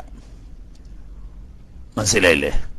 ദുന്യാവില് എത്ര കിട്ടിയിട്ടും ബർക്കത്തില്ലെങ്കിൽ അതുകൊണ്ട് ഇഹത്തിലും പരത്തിലും നമുക്ക് ഉപകാരം ചെയ്യൂല. അപ്പോ ഇപ്പോ ഉമ്മ ജീവിച്ചിരിക്കുന്ന സമയത്ത് മക്കൾക്ക് കൊടുത്ത സ്വത്ത് അവരുടെ ഉടമയിൽ അത് നിലനിൽക്കുന്നുണ്ടെങ്കിൽ മരണത്തിന്റെ മുമ്പ് എപ്പോഴും അവർക്കത് തിരിച്ചെടുക്കാനുള്ള അധികാരം ഉണ്ട്. അത് കൊടുത്ത സ്വത്ത് തിരിച്ചെടുക്കാൻ അധികാരമുള്ളത് കേവലം രണ്ട് കൂട്ടർക്ക്, ഉമ്മ വാപ്പമാർക്കും വല്യാപ്പ വല്യപ്പമാർക്കും മാത്രമേ ഉള്ളൂ. മകന് അല്ലെങ്കിൽ മകൾക്ക് അല്ലെങ്കിൽ പേരമകന് അല്ലെങ്കിൽ പേരമകൾക്ക് കൊടുത്തത് അവരുടെ ഉടമയിൽ നിലനിൽക്കുന്ന സമയത്ത് എപ്പോൾ വേണമെങ്കിലും ഈ വാപ്പാക്കും ഉമ്മാക്കും അതുപോലെ ഈ വല്ലിപ്പാക്കും വല്യമ്മാക്കും തിരിച്ചെടുക്കാൻ അവകാശമുണ്ട്. അതായത് മക്കൾക്ക് കൊടുത്ത ദാനം ജീവിതകാലത്ത് ആ മക്കളുടെ ഉടമയിൽ നിൽക്കുന്ന സമയത്ത് തിരിച്ചെടുക്കാൻ അധികാരമുണ്ട്. അപ്പൊ നിങ്ങൾ ചോദ്യത്തിൽ പറഞ്ഞ ആ ഉമ്മാമ അറിയാതെ ചെയ്തു പോയതാണെങ്കിൽ അവർക്ക് ഇപ്പോൾ അവർ ജീവിച്ചിരിക്കുന്നത് കൊണ്ട് അത് തിരിച്ചെടുക്കാൻ അവകാശമുണ്ട്. അവർ തിരിച്ചെടുത്തു കഴിഞ്ഞാൽ എല്ലാ മക്കളും അവരുടെ മരണശേഷമല്ലാതെ ഒരു മക്കൾക്കും ഉമ്മാന്റെയോ വാപ്പാന്റെയോ വല്ലിപ്പാന്റെയോ വല്യമ്മാന്റെയോ സ്വത്തിൽ ആർക്കും അവകാശം ഉണ്ടാവില്ല. ജീവിച്ചിരിക്കുന്ന സമയത്ത് മക്കൾക്ക് യാതൊരു അവകാശവും ജീവിച്ചിരിക്കുന്ന വ്യക്തിയുടെ സ്വത്തിൽ ഇല്ല. ചോദ്യത്തിൽ പറഞ്ഞ ഉമ്മാമ ഇപ്പോൾ അവർക്ക് ബുദ്ധിക്ക് തകരാറില്ലാതെ ജീവിച്ചിരിപ്പുണ്ടെങ്കിൽ ആ ഉമ്മാമക്ക് നേരത്തെ കൊടുത്ത സ്വത്ത് ഞാൻ തിരിച്ചെടുത്തു എന്ന് വാക്കാൽ പറഞ്ഞാൽ അത് അവരുടെ സ്വത്തായി മാറും. അവരുടെ സ്വത്തായി മാറി അവർ ജീവിക്കുന്ന കാലത്ത് അവരുടേതായി നിൽക്കുക. അവർ മരിച്ചതിന് ശേഷം അന്ന് ജീവിച്ചിരിക്കുന്ന മക്കൾ അന്നത്തെ നിയമപ്രകാരം അവധി ചെയ്തെടുക്കുക. അതാണ് ഇസ്ലാമിൽ അള്ളാഹു കൽപ്പിച്ചത്. അള്ളാഹുവിന്റെ വിധിക്കെതിരിൽ ആര് മറുകണ്ഠം ചാടാൻ ശ്രമിക്കുന്നോ ഈ ദുനിയാവിൽ നിന്ന് അള്ളാഹു തആല അവരെ പാഠം പഠിപ്പിച്ചിട്ടല്ലാതെ പരലോകത്തേക്ക് പോകാൻ അള്ളാഹു അനുവദിക്കുന്നതല്ല. മനഃപൂർവ്വം ചെയ്തതാണെങ്കിൽ ആ ഉമ്മ ഈ കൊടുത്ത മകന്റെ യാതൊരു സഹായവും കിട്ടാതെ ഒന്നും കൊടുക്കാത്ത ഈ മകളുടെയോ മകന്റെയോ കാക്കൽ ചെന്നിട്ട് 6 മാസമെങ്കിലും അവരെ കഞ്ഞി കുടിച്ചിട്ടല്ലാതെ മരിക്കാൻ അല്ലാഹു തആല തൗഫീഖ് കൊടുക്കൂല. അന്ന് കണ്ണീരും കയ്യും ആയിട്ട് ഈ ഉമ്മയും ബാപ്പയും കണ്ണീരൊഴുക്കിച്ച് കഴിയേണ്ടി വരും. ഈ മക്കളുടെ പിരാക്കം കേൾക്കും ചെയ്യും. ചില ആളുകൾ പടച്ചോനെ പേടിയുള്ളവരാണെങ്കിൽ ഉമ്മാനും മാപ്പാനും പിരാകൂല, ആ തട്ടിയെടുത്തോനെ പ്രാകുള്ളൂ. ഏതായാലും ആ സ്വന്തം ആക്കിയ ആൾക്ക് അതുകൊണ്ട് ദുന്യാവിലും ബർക്കത്ത് കിട്ടൂല, ആഖിറത്തിലും ബർക്കത്ത് കിട്ടൂല. അപ്പൊ അത് നല്ലതല്ല. എന്തിനാണ് അല്ലാഹു തആല ഒരു വിധി തീരുമാനിച്ചു കഴിഞ്ഞാൽ അതിൽ നമ്മൾ എന്തിനാണ് ഇടങ്കോലിടാൻ പോകുന്നത്? ചില ആളുകൾ കാണാറുണ്ട്, നമ്മളെ നാട്ടിലൊക്കെ ഉണ്ടായിരുന്നു ചില ആളുകളൊക്കെ. ബാപ്പ മരിച്ചു, സ്വത്ത് ഊരി വെക്കുമ്പോ ഉമ്മാക്ക് കൊണ്ട് കുറെ സ്വത്ത്. ഉമ്മ പറയണം, മക്കളെ ഉമ്മാക്കായിട്ട് ഇഞ്ഞൊരു സ്വത്ത് വേണ്ട, നിങ്ങൾക്കൊക്കെ തന്നെ ഏതായാലും ബാപ്പാന്റെ സ്വത്ത് നിങ്ങൾ ഓരിയൊക്കെയാണല്ലോ, എന്റെ സ്വത്ത് നിങ്ങളാണ്ട് ഓരിയച്ചാടി അനങ്ങാൻ പാടില്ല. ഉമ്മാക്കത് വിവരമില്ലാത്തതുകൊണ്ട് പറയാം, ഉമ്മ മരിച്ചിട്ടല്ലാതെ ഉമ്മാന്റെ സ്വത്ത് കയ്യേക്കാൻ പാടില്ല. ഒരാൾ അങ്ങനെ പറ്റി പറഞ്ഞിട്ട് വാങ്ങി അയാൾക്ക് ദുന്യാവിലും ആഖിറത്തിലും അതുകൊണ്ട് നഫ്അ കിട്ടുന്നതല്ല. കാരണം ബാക്കിയുള്ളവരുടെ ഒക്കെ ശാപം ഉണ്ടാവും. തന്നെയല്ല ഈ ഉമ്മാനെയും ബാപ്പാനെയും അള്ളാഹു തആല ഇവിടെ കിടത്തി അനുഭവിപ്പിച്ചിട്ടാണ് വിടുള്ളൂ. കാരണം എന്താ?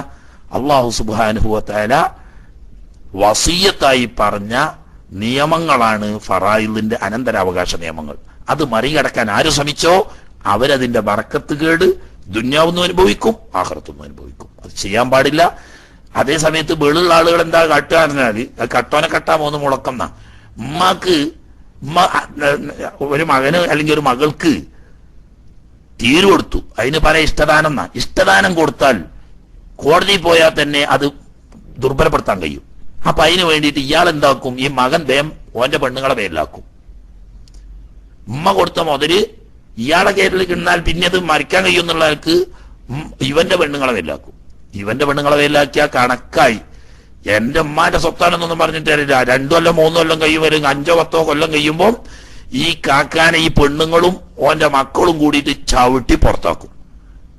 ഇവന്റെ ഉമ്മാന്റെ സ്വത്താണ്, എല്ലാവർക്കും അവകാശപ്പെട്ടത്. ഓൻ സ്വന്തമാക്കി ഓന്റെ പെണ്ണുങ്ങളെ പേരിൽ കൊടുത്ത് ഇവൻ അവിടെ പെണ്ണുങ്ങളാളായിട്ട് ഇങ്ങനെ ഏക്കറ്റ് നടക്കേണ്ട തെണ്ടിയാവുന്നൊരവസ്ഥ ഓനും അല്ലാഹു തആല കൊടുക്കും. ഈ ഉമ്മ മറ്റേ മക്കളെ കാക്ക പോയിട്ട് ഒരു നേരത്തെ കഞ്ഞി കുടിക്കേണ്ട അവസ്ഥയിലേക്ക് അല്ലാഹു തആല എത്തിക്കുകയും ചെയ്യും. അപ്പൊ അതുകൊണ്ട് അല്ലാഹു സുബ്ഹാനഹു വ തആല ഒരു തീരുമാനം വെച്ചിട്ടുണ്ടെങ്കിൽ ആ തീരുമാനം പോലെ പോവുക.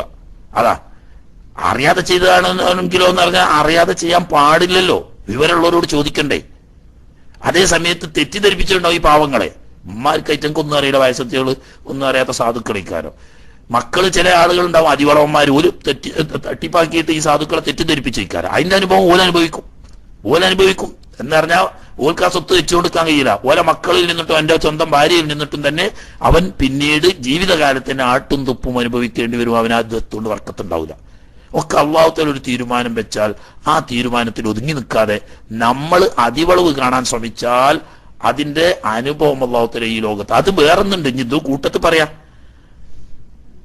പെൺകുട്ടികൾ മാത്രമേ ഉള്ളൂ ഒരാൾക്ക്, ഒരുപാട് സ്വത്തുണ്ട്. അപ്പൊ നമ്മൾ എന്ത് കരുതി, മരിച്ചുപോയ ആ സ്വത്തിന്റെ 2 ഭാഗേ നമ്മളെ മക്കൾക്ക് കിട്ടുള്ളൂ, 1 പുറത്തു പോവുമല്ലോ. എവിടെ ചങ്ങായിമാരെ മുതൽ പുറത്തു പോവോ? അള്ളാഹു തആല നമുക്ക് തന്ന മുതൽ ഒരിക്കലും പുറത്തു പോവില്ല.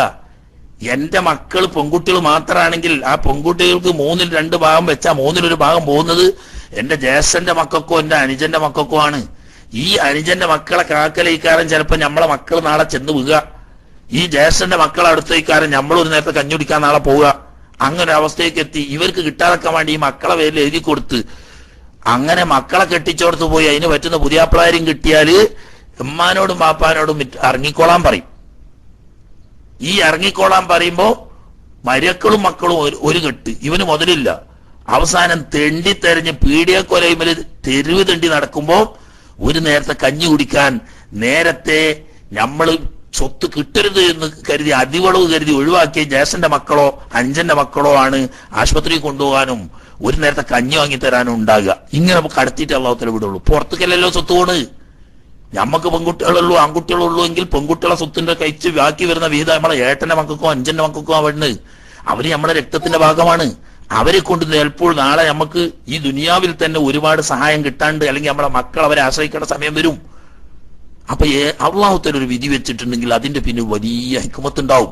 ആദ്യം അത് മറികടക്കാൻ വേണ്ടിയിട്ട് നമ്മൾ അതിവളവ് കാണിച്ചാൽ അത് ഈ ലോകത്ത് തന്നെ അള്ളാഹുത്തല പാഠം പഠിപ്പിച്ചിട്ടേ വിടുള്ളൂ. ഓക്കെ,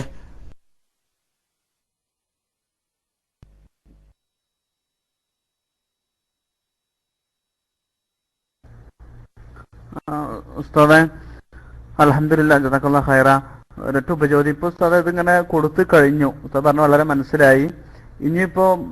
ഇപ്പൊ ജീവിച്ചൊക്കെ ഇരിക്കുന്നുണ്ട് ആ വലിയമ്മ, നമ്മളൊക്കെ ബന്ധപ്പെട്ട ഒരു കുടുംബത്തിൽപ്പെട്ടതുമാണ്. ഇനിയിപ്പോ എന്താണ് ഇപ്പൊ അതിന് ചെയ്യാനൊരു പരിഹാരം, ഒരു നല്ല നിലയിലുള്ള ഒരു പരിഹാരം? അല്ലെങ്കിൽ പിന്നെ ആ ചെറിയ മകന്റെ പേരിൽ കേസ് കൊടുക്കാനോ ഒക്കെ അവർ ചെയ്യുന്ന ആകെ പ്രശ്നത്തിൽ നിൽക്കുന്ന ഒരു സാഹചര്യമാണ് ഇപ്പൊ ഉള്ളത്. കേസും കുട്ടൊക്കെ ആകാതെ നല്ല നിലക്ക് അത് തീരാനുള്ള ഒരു പരിഹാരം കൂടി ഉസ്താദ് പറഞ്ഞാൽ നമുക്കത് പറഞ്ഞു കൊടുക്കാമായിരുന്നു. മൈക്ക് റിലീസ് ചെയ്യുന്നു.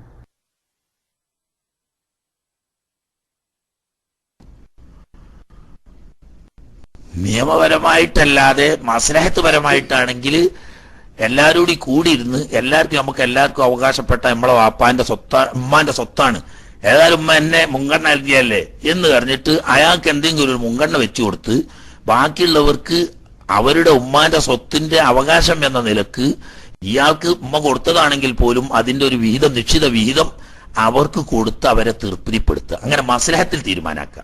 അതിന് പ്രശ്നമില്ല. അത് അങ്ങോട്ടും ഇങ്ങോട്ടും അലോഗ്യാകണ്ട. സ്വത്ത് കൊണ്ട് പാരും നിന്നും ജീവിക്കൂല. ഉമ്മാന്റെ സ്വത്ത് കൊണ്ട് കാലാകാലം ജീവിക്കാൻ അയാൾക്കും കഴിയൂല. ഇനി അഴിന്ന് 10 സെന്റ് ഇവർക്ക് കിട്ടിയതുകൊണ്ട് ഇവർക്കും എന്നൊന്നും ജീവിക്കാൻ കഴിയില്ല. എങ്കിലും ഉമ്മാന്റെ സ്വത്തിന്റെ അവകാശം എന്നുള്ള നിലയ്ക്ക് എല്ലാ മക്കൾക്കും ഉണ്ടല്ലോ. അതുകൊണ്ട് ഒരു നിശ്ചിത വീതം എല്ലാവർക്കും കൊടുക്കുക. ഫർദിന്റെ കണക്കനുസരിച്ച് തന്നെ ഇല്ലെങ്കിലും ഒരു കുറേശ്ശെങ്കിലും എല്ലാവർക്കും കൊടുക്കുക. ബാക്കിയുള്ളത് ഞങ്ങളുടെ അവകാശപ്പെട്ടതാണെങ്കിലും ഉമ്മ എന്നെ മുൻഗണന നൽകിയല്ലേ, അതുകൊണ്ട് അത് എനിക്ക് പൊരുത്തപ്പെട്ടു വന്നു. അയാൾക്കൊരു മുൻഗണന കൊടുക്കുക. എന്നിട്ട് അത് ബാക്കി ഇവർ തൃപ്തിപ്പെട്ടു കൊടുക്കുക. ഇവരുടെ എല്ലാവർക്കും കുറേശ്ശെങ്കിലും ഒരു വിഹിതം അയാൾ ഇങ്ങോട്ട് വെച്ചു കൊടുക്കുക. അങ്ങനെ മസ്ലഹത്തായിട്ട് തീർക്കലാണ് ഇപ്പോഴും ഹൈറ്.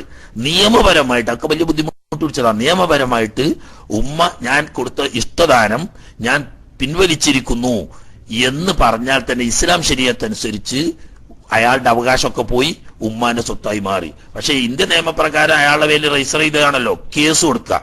ഉമ്മ എന്നെ ജീവിച്ചിരിക്കുന്ന സമയത്ത് കേസ് കൊടുത്തു, എന്റെ എല്ലാ മക്കൾക്കും അവകാശം വരുന്ന നിലക്ക് എന്റെ ഒരു മക്കന് ഞാൻ അങ്ങനെ വിവരമില്ലാത്തതിന്റെ പേരിൽ അറിവില്ലായ്മ കൊണ്ട് ഞാൻ അങ്ങനെ ചെയ്തതാണ്, ഞാൻ അത് തിരിച്ചെടുക്കണം എന്ന് പറഞ്ഞിട്ട് കോടതി കേസ് കൊടുത്താൽ കോടതി ഇഷ്ടദാനം റദ്ദാക്കും. അതിനൊക്കെ ഒരുപാട് പണിയും ബുദ്ധിമുട്ടുമാണ്. തന്നെയല്ല കുടുംബങ്ങൾ തമ്മിൽ തെറ്റണ വഴിയല്ലേ. അതിനേക്കാളൊക്കെ നല്ലത് ഒരുമിച്ചിരുന്ന് ദേശാഞ്ചന്മാർ ഒരുമിച്ചിരുന്ന് ഉമ്മാന്റെ മുന്നിൽ നിന്ന് ഇങ്ങനെയൊക്കെ വന്നു പോയെങ്കിലും നമ്മളൊക്കെ ഒന്നിച്ചെന്നും ഉണ്ടാവുന്ന ദുന്യാവിലും ആഹ്റത്തിലും ഒരു രക്തത്തെ പറഞ്ഞ നമ്മൾ ഈ ഒരു 10 സെന്റ് ഭൂമിക്ക് വേണ്ടിയിട്ട് അനോഗ്യാകണ്ട. എങ്കിലും ഉമ്മാന്റെ സ്വത്ത് എല്ലാവർക്കും അവകാശം ഉണ്ടെന്നുള്ള ഒരു നിശ്ചിത വീതം കുറേശ്ശെ എല്ലാവർക്കും ഞാൻ അങ്ങോട്ട് തരാം, ബാക്കിയുള്ള നിങ്ങൾ എനിക്ക് പൊരുത്തപ്പെട്ട എന്നാൾ എന്ന് അയാളും പറയാം. ആയിക്കോട്ടെ, ജാ തരുന്നോണ്ട് ഞങ്ങൾ പൊരുത്തപ്പെട്ടു, ബാക്കിയുള്ള എനിക്ക് ഞങ്ങൾ തൃപ്തിപ്പെട്ടു. എന്നാൽ അയാൾക്കും കൊണ്ട് വർക്കത്തുണ്ടാവും, മറ്റോർക്കും കൊണ്ട് വർക്കത്തുണ്ടാവും. ആ കുടുംബം വന്ന് നിരക്കുകയും ചെയ്യും. അതാണ് മസ്ലഹത്ത്. ഓക്കെ,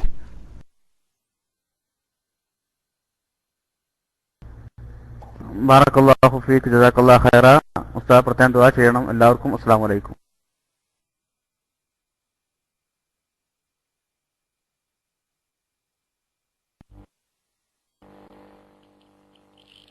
അസ്സലാമലൈക്കും.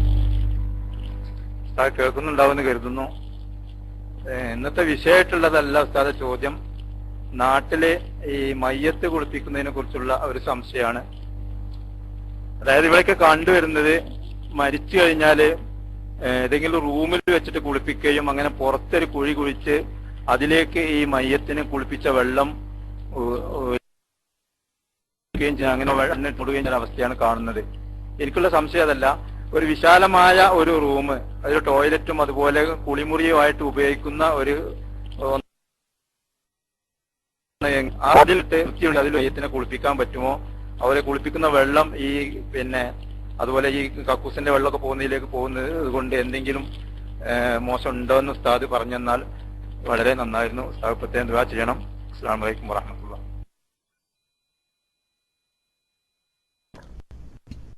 വലൈക്കും അസ്സലാം വറഹ്മത്തുള്ളാഹി. മാഷാ അല്ലാഹ്, നമ്മളെ അബൂബാസിത്താണ്. സുന്നി ഗ്ലോബൽ വോയിസിലേക്ക് സാധുവായ എന്നെ കൈ പിടിച്ച് നിർബന്ധിച്ച് കൊണ്ടുവന്ന് ഇവിടെ എന്നെ ഏൽപ്പിച്ച് എന്ന് കണ്ട് പൗതി പഠിപ്പിച്ച് അപ്പോക്ക് നാട്ടിലേക്ക് മുങ്ങിയ ആളാണ്. ഇത് മുഴുവൻ പഠിപ്പിച്ചെന്നിട്ട് പോകണ്ടേ, അതിന് സമയമില്ല. അപ്പോത്തിന് മൂപ്പര് നാട്ടിൽ പോയി ഇപ്പൊ സുഖമായിട്ട് നാട്ടിൽ കൂടുക. അല്ലാഹു തആല ബർക്കത്ത് ചെയ്യട്ടെ. ഏതായാലും വിശാലമായ സൗകര്യമുണ്ട് എങ്കിൽ കുളിമുറിയിൽ വെച്ച് കുളിപ്പിക്കാവുന്നതാണ്. എങ്കിലും സാധാരണ കക്കൂസിൽ നിന്നും മറ്റും വെള്ളം ഒഴുകിപ്പോകുന്ന ടാങ്കിയിലേക്ക് വിടാതെ മയ്യത്ത് കുളിപ്പിച്ച വെള്ളം പ്രത്യേകം ഒരു കുഴിയെടുത്ത് അതിലേക്ക് വിട്ട് അങ്ങനെ ചെയ്യുന്നതാണ് നല്ലത്. അത് മയ്യത്തിനെ ആദരിക്കുന്നതിന്റെ ഭാഗത്തിൽപ്പെട്ടതാണ്. തന്നെയല്ല, ഈ മയ്യത്തിനെ കുളിപ്പിക്കുന്ന സമയത്ത് മുടിയോ മറ്റോ വീണു പോയിട്ടുണ്ടെങ്കിൽ അതൊക്കെ പെറുക്കിയെടുക്കണം. എടുത്ത് അത് വൃത്തിയാക്കി കഫൻ ചെയ്യുന്ന കൂട്ടത്തിൽ ആ കഫൻ തുണിയുടെ ഉള്ളിൽ വെക്കുകയും വേണം. ഇനി ഈ കുളിപ്പിച്ച വെള്ളം സാധാരണ കക്കൂസിന്റെ ടാങ്കിയിലേക്ക് അത് പോയ ഹറാമുണ്ട് എന്നല്ല, അതൊരു ബഹുമാനക്കുറവാണ്. അതുകൊണ്ടായിരിക്കാം സാധാരണ റൂമുകളിലാക്കി റൂമിന്റെ കഴുകുന്ന ദ്വാരത്തിലൂടെ വെള്ളം പുറത്തു വരുന്നത് ഒരു കുഴിയെടുത്ത് അതിലേക്കാക്കുന്നത്. അത് നല്ലതാണ്, സൂക്ഷ്മതയുടെ ഭാഗമാണെന്ന് മാത്രമല്ല, മരിച്ച മുഅ്മിനായ മനുഷ്യന്റെ മയ്യത്തിനെ ആദരിക്കുന്നതിന്റെ ഭാഗമാണ്. അങ്ങനെ ചെയ്യുന്നത് നല്ലതാണ്. ഇനി കുളിമുറിയിൽ തന്നെ നല്ല സൗകര്യം ഉണ്ടെങ്കിൽ കുളിമുറിയിൽ നിന്ന് കുളിപ്പിക്കാം.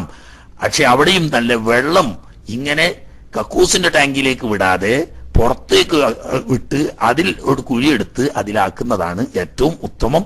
മയ്യത്തിനെ ബഹുമാനിക്കുന്നതിന്റെയും ആദരിക്കുന്നതിന്റെയും ഭാഗമാണ്.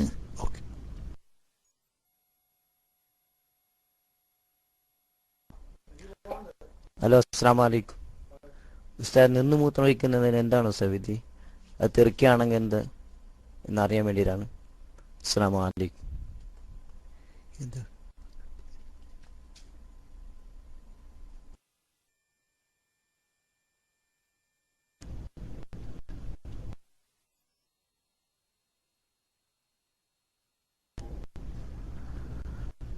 നിന്ന് മൂത്രമൊഴിക്കൽ കാരണം കൂടാതെയാണെങ്കിൽ കറാഹത്താണ്. കാരണം കൂടാതെ നിന്ന് മൂത്രമൊഴിക്കൽ കറാഹത്താണ്, കടുത്ത കറാഹത്താണ്, പാടില്ല. കാരണമുണ്ടെങ്കിൽ ജായിസാണ്. ഉദാഹരണം, ഇരിക്കാൻ പറ്റാത്ത സാഹചര്യം ഒരു പക്ഷേ ശാരീരികമായുണ്ട്, അതല്ലെങ്കിൽ ആ സ്ഥലത്തിന്റെ പ്രത്യേകത, അവിടെ ഇരുന്ന് മൂത്രമൊഴിച്ചാൽ ദേഹത്തിലേക്ക് തെറിക്കാൻ സാധ്യതയുണ്ട്. നിന്ന് മൂത്രമൊഴിച്ചാൽ ദൂരത്തേക്ക് മൂത്രമൊഴിക്കാൻ ദേഹത്തേക്ക് തെറിക്കില്ല. ഇങ്ങനെ നജസ് ദേഹത്തേക്ക് തെറിക്കുക പോലെയുള്ള കാരണങ്ങൾ ഉണ്ടാവുകയോ അതല്ലെങ്കിൽ ഇരിക്കാൻ പറ്റാത്ത ആരോഗ്യപരമായ ശാരീരികമായ വല്ല കാര്യങ്ങൾ ഉണ്ടാവുകയോ ഒക്കെ ചെയ്താൽ ഇരുന്ന് മൂത്രമൊഴിക്കൽ ജായിസാണ്, കറാഹത്തില്ലാതെ ജായിസാണ്. അതേ സമയത്ത് എഴുതറില്ലാതെ നിന്ന് മൂത്രമൊഴിക്കൽ, ഔറത്തൊക്കെ മറച്ച് ദേഹത്തേക്ക് തെറിക്കാത്ത നിലക്ക് നിന്ന് മൂത്രമൊഴിക്കുകയാണെങ്കിൽ തന്നെ അത് കറാഹത്താണ്. എതിറുണ്ടെങ്കിൽ ജായിസുമാണ്.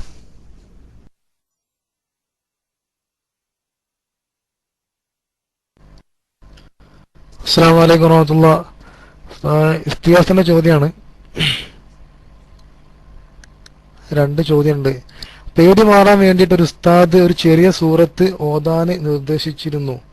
അത് ശുദ്ധിയില്ലാത്തപ്പോഴും ഓതാമോ? ചെറിയ സൂറത്താണ്, കാണാതെ ഓതാൻ പറ്റുന്ന സൂറത്താണ്, അത് ഓതാൻ പറ്റുമെന്നാണ് ചോദിക്കുന്നത്. അവർ സഹോദരിയാവുന്നുണ്ട്. അതുപോലെ വേറൊരു സുഹൃത്ത് മൂത്രമൊഴിച്ച് മനോഹരം ചെയ്ത ശേഷം മനോഹരം ചെയ്ത കൈ വീണ്ടും കഴുകണമോ എന്ന് ചോദിക്കുന്നത്. ആ കൈ വീണ്ടും കഴുകണമോ എന്ന് ചോദിക്കുന്നത്. മൈക്ക് വിട്ട്. അസ്സലാമു അലൈക്കും വറഹ്മത്തുള്ളാഹി.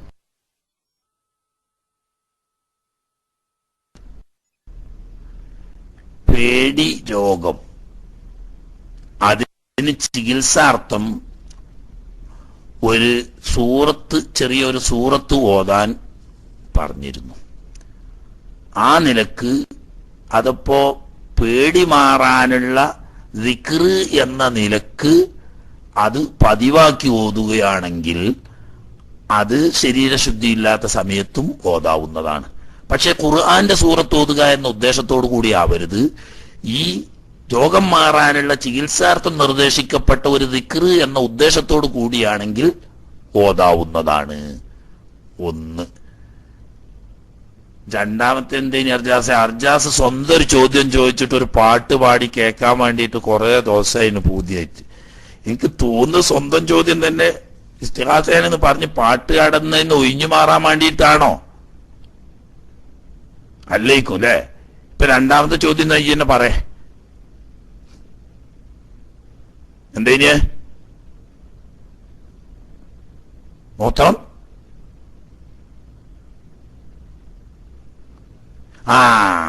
മനോരം ചെയ്തിട്ട് കൈ കഴുകണതിന്റെ വിധി അല്ലേ? കൈ കഴുകൽ മനോരം കഴിഞ്ഞതിന് ശേഷം കൈ കഴുകൽ സുന്നത്താണ്. എന്നല്ല മലമൂത്ര വിസർജനം കഴിഞ്ഞ് മലവിസർജനം കഴിഞ്ഞ് കഴുകിയാൽ സാധാരണ റസൂലുള്ളാഹി സ്വല്ലല്ലാഹു അലൈഹി വസല്ലം തങ്ങൾ കൈ മണ്ണിലൊരച്ച് കഴുകി വൃത്തിയാക്കുമായിരുന്നു. അത് നമുക്ക് പഠിപ്പിക്കാൻ വേണ്ടിയിട്ടാണ്. മനസ്സിലായില്ലേ? അപ്പോ കഴുക മാത്രല്ല, മണ്ണിലൊരച്ച് കഴുകുക എന്ന് പറയുന്നത് ഒരു രീതി കാണിച്ചു തന്നതാ. അപ്പൊ സോപ്പോ ഷാമ്പുവോ പോലത്തത് ഉപയോഗപ്പെടുത്തിക്കൊണ്ട് കഴുകൽ പ്രത്യേകം സുന്നത്തുണ്ട് എന്നാണ് ആ പറഞ്ഞതിന്റെ അർത്ഥം. ശരി അർജാസെ, ഇനി ചോദിക്കണമെങ്കിൽ പാട്ട് പാടേണ്ടി വരും. ആദ്യം പറഞ്ഞുതരാം, അല്ലെങ്കിൽ ചോദിക്കണ്ട. മൈക്കിട്ടു.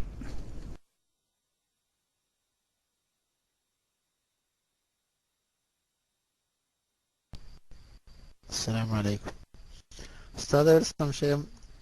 നമ്മൾ ഈ കഫീലിന്റെ അടുത്ത് കട നടത്താനെടുത്താല്, കഫീലന്മാരുടെ അടുത്ത് കട നടത്താനെടുത്താൽ അതിന്റെ സക്കാത്തിന്റെ ഹുക്കും എങ്ങനെയാണ്? അതായത് നമ്മൾ എടുക്കുക, സ്വത്തും എല്ലാം കഫീലിന്റെ തന്നെയാണ്. കഫീലിന് മാസത്തിലൊരു സംഖ്യ കൊടുക്കുക. അതിന്റെ സക്കാത്ത് ഇപ്പോൾ ആര് കൊടുക്കേണ്ടി വരും? കഫീൽ കൊടുക്കേണ്ടി വരുമോ അത് നമ്മൾ കൊടുക്കേണ്ടി വരും? അസ്സലാമു അലൈക്കും. വാലൈക്കും അസ്സലാം. നിങ്ങൾ കൊടുക്കണം, കഫീൽ കൊടുക്കൂല. കഫീല് അയാള് വാടക വാങ്ങാണ്, നിങ്ങളാണ് കച്ചവടം ചെയ്യുന്നത്, കച്ചവടക്കാരങ്ങൾക്കാണ്, അതിന്റെ ലാഭനഷ്ടങ്ങളൊക്കെ നിങ്ങൾക്കാണ്. അതുകൊണ്ട് സക്കാത്ത് കൊടുക്കേണ്ടത് നിങ്ങളാകുന്നു, കഫീലല്ല. ഓക്കെ.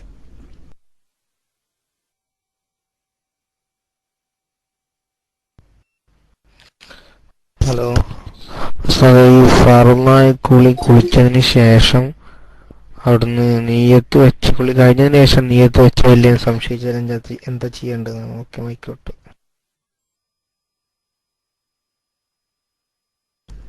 ഫർലായ കുളിച്ചതിന്റെ ശേഷം പിന്നൊരു സംശയം നീയത്ത് വെച്ചോന്ന്, എന്നാ ഒന്നും ചെയ്യേണ്ടതില്ല, കുളി സഹിഹായിരിക്കുന്നു. കുളിക്കുന്നതിന്റെ ഇടയിൽ ഒരു സംശയം തോന്നിയാൽ രണ്ടാമത് നെയ്യത്ത് വെക്കുകയും കുളിക്കൽ പൂർത്തിയായി കുളിക്കുകയും ചെയ്യണം. കുളിച്ച് കഴിഞ്ഞു പോയതിനു ശേഷം പിന്നീട് സംശയം വന്നാൽ രണ്ടാമത് ഒന്നും ചെയ്യേണ്ടതില്ല. അല്ല, ഓർമ്മ വന്നു നെയ്യത്ത് ചെയ്തിട്ടില്ലെന്ന്, എന്നാ പിന്നെ രണ്ടാമത് കുളിക്കണം. ഓർമ്മ വന്നിട്ടില്ല, ഒരു സംശയമുള്ളൂ എങ്കിൽ കുളിച്ചു കഴിഞ്ഞതിന് ശേഷം നെയ്യത്ത് വെച്ചോ ഇല്ലേ എന്ന സംശയം വന്നാൽ ആ സംശയം പരിഗണിക്കേണ്ടതില്ല, കുളി റെഡിയാവുന്നു. എന്താ ഇപ്പൊ ദ്വാ വസിയത്ത് കുറേരാതിനല്ല മുന്നിൽ ഇങ്ങനെ കയ്യും കാട്ടി ദ്വാരക്കാൻ വസിയത്ത് തന്നെയാണോ അതോ അല്ല ചോദിക്കാണ്ടോ? ചോദിക്കാൻ ഇല്ലെങ്കിൽ ആ വസിയത്ത് താഴത്തൊന്നും ചെയ്യാലോ. ബാക്കിയുള്ളവർ ചാടാനാക്കണോ?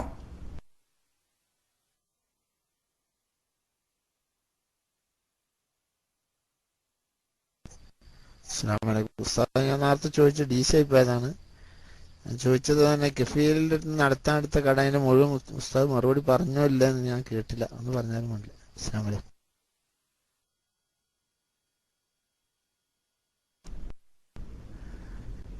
ചോദിച്ച ആള് DC ആയ പിന്നെ ഒരു നിവൃത്തി. ബാക്കിയുള്ളവർ മുഴുവനും ഇപ്പൊ കേട്ട് ഇങ്ങനെ കുത്തിരിക്കുക. കൂടുതൽ വിശദീകരിക്കേണ്ട കേസല്ല. കച്ചവടം നിങ്ങളതല്ലേ, നിങ്ങളല്ലേ കച്ചവടം ചെയ്യുന്നത്, അതിന്റെ ലാഭം നഷ്ടം നിങ്ങൾക്കല്ലേ അല്ലേ? കഫീലിനോട് നടത്താൻ എടുത്തു, കഫീലിന് നിങ്ങൾ നിശ്ചിത സംഖ്യ വാടകയായിട്ട് കൊടുക്കുന്നു, കച്ചവടത്തിന്റെ ലാഭവും നഷ്ടവും നിങ്ങൾക്കല്ലേ. അങ്ങനെ വരുമ്പോൾ കച്ചവടം നിങ്ങളുടേതാണ്, നിങ്ങളാണ് സക്കാത്ത് കൊടുക്കേണ്ടത് പറഞ്ഞു.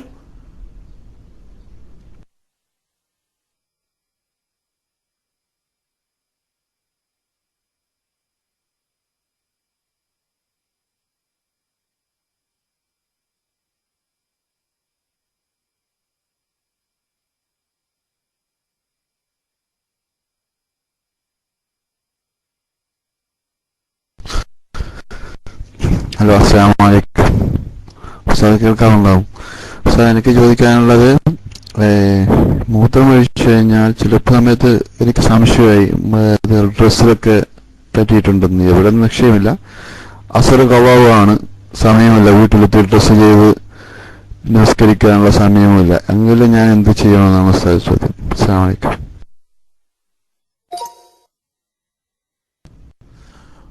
വലൈക്കും അസ്സലാം. ഉടനെ വുളു ചെയ്ത് വേഗം നിസ്കരിക്കുക, അത് തന്നെയാണ് ചെയ്യേണ്ടത്. തെറിച്ചിരിക്കാൻ സാധ്യതയുണ്ട്, ഉറപ്പില്ല, എവിടെയൊക്കെ ആയത് എന്നുള്ളതിനും അതിനെ പറ്റിയിട്ട് ഉറപ്പില്ല, ഉണ്ടാവാൻ സാധ്യത ഉണ്ടെന്നുള്ളൂ. അത് പരിഗണിക്കേണ്ടതില്ല. നമ്മള് വഖത്ത് ഖളാ ആക്കാനും വസ്ത്രം മാറി വീട്ടിലെത്തി വസ്ത്രം മാറിയൊക്കെ ആവുമ്പോത്തിന് ഖളാവും, അതിന് നിൽക്കേണ്ട ആവശ്യമില്ല. ഉറപ്പില്ലല്ലോ, നജസായി എന്ന് ഉറപ്പില്ലാത്തയിടത്തോളം നിങ്ങൾക്ക് ഇപ്പോഴുള്ള ഈ ഡ്രസ്സ് ധരിച്ചുകൊണ്ട് തന്നെ വുളു ചെയ്ത് നിസ്കരിക്കാവുന്നതാണ്, യാതൊരു തകരാറുമില്ല. ഉറപ്പുണ്ടെങ്കിൽ മാത്രം മാറ്റാൻ ശ്രമിച്ചാൽ മതി.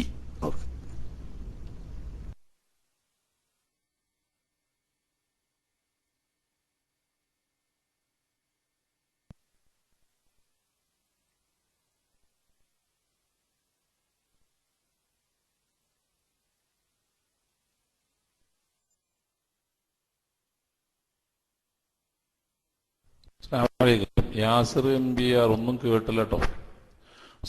ചോദ്യം വന്നിട്ടുണ്ട്, ഒരു പെൺകുട്ടിയുടെ വിവാഹം കഴിപ്പിക്കാൻ ഉപ്പയുടെ സ്വത്ത് വിറ്റാണോ നടത്തേണ്ടത് അതോ ആങ്ങളമാരുടെ സ്വത്ത് കൊണ്ടാണോ നടത്തേണ്ടത് എന്നൊരു ആള് ഇസ്തിഹാസ ചോദ്യമാണ്. ഉപ്പ ജീവിച്ചിരിപ്പുണ്ട് എന്നും പറയുന്നു. എന്താണ് എനിക്ക് വ്യക്തമായിട്ട് ചോദ്യം തന്നെ എനിക്ക് ക്ലിയർ ആയിട്ടില്ല, എങ്കിലും ഞാൻ ചോദ്യം ചോദിച്ചു എന്നുള്ള സാമൂഹ്യം.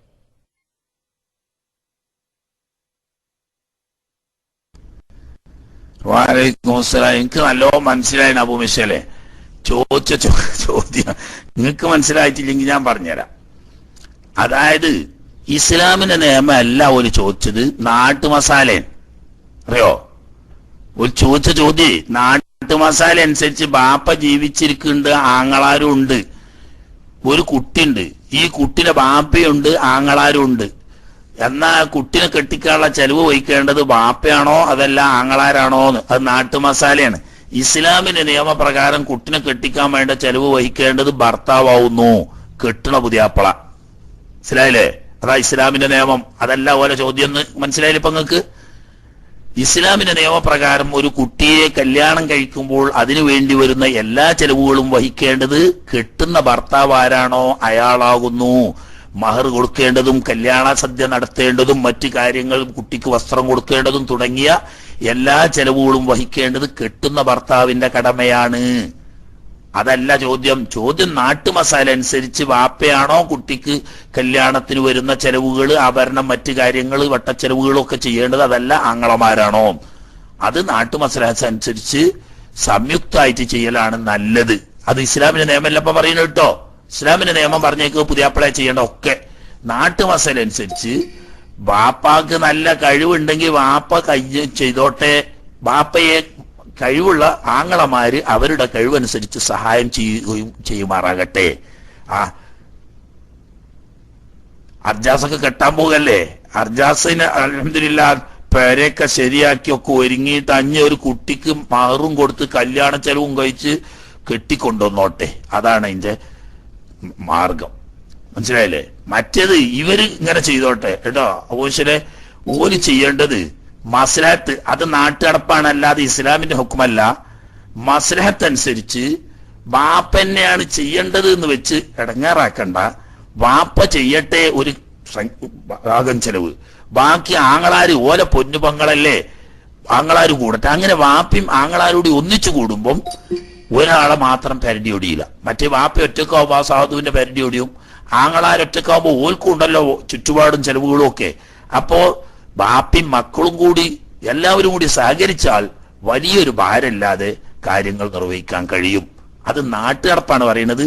ഇസ്ലാമിന്റെ നിയമം ചെലവുകളൊക്കെ ചെയ്യേണ്ടത് പുതിയാപ്പിളയാണ്. ഓക്കെ.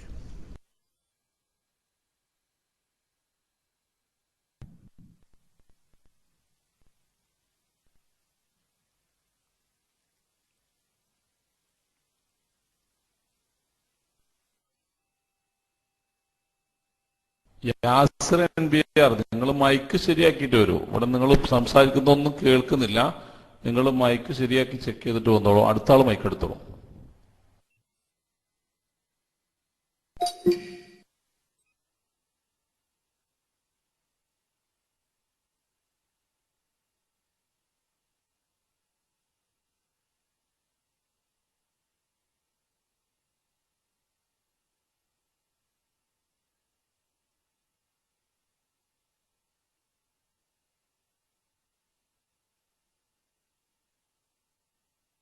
ആരും കാത്തുക്കണ്ട. ആർക്കാ മൈക്ക് കിട്ടണോ എടുത്തോളി. മുന്നിൽ ഒരുപാട് ആളില്ലാതെ തോന്നുന്നുണ്ട്.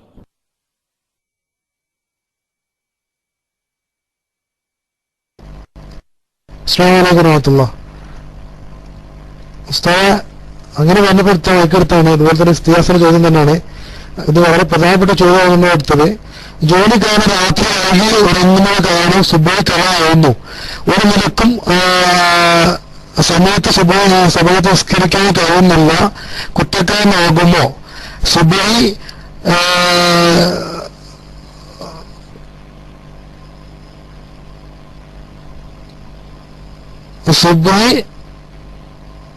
അള്ളാന്റെ മനുഷ്യനെ അതേ നോക്കിയോട ക്ലിയറില്ല. അള്ളാ ക്ലിയറില്ല.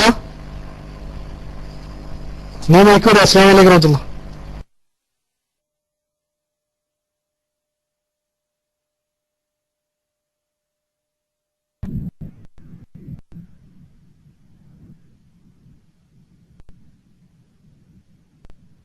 അസ്സലാമലൈക്കും.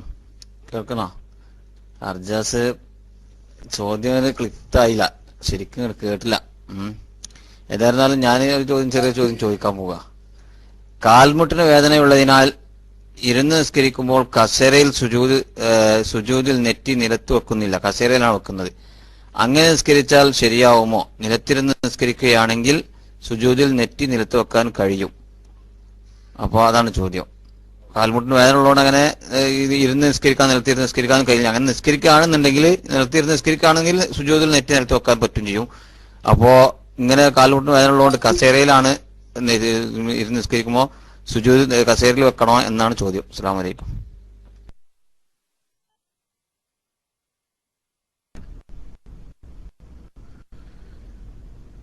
നിൽക്കാൻ കഴിയുമെങ്കിൽ നിൽക്കണം, അതുറച്ചല്ലോ.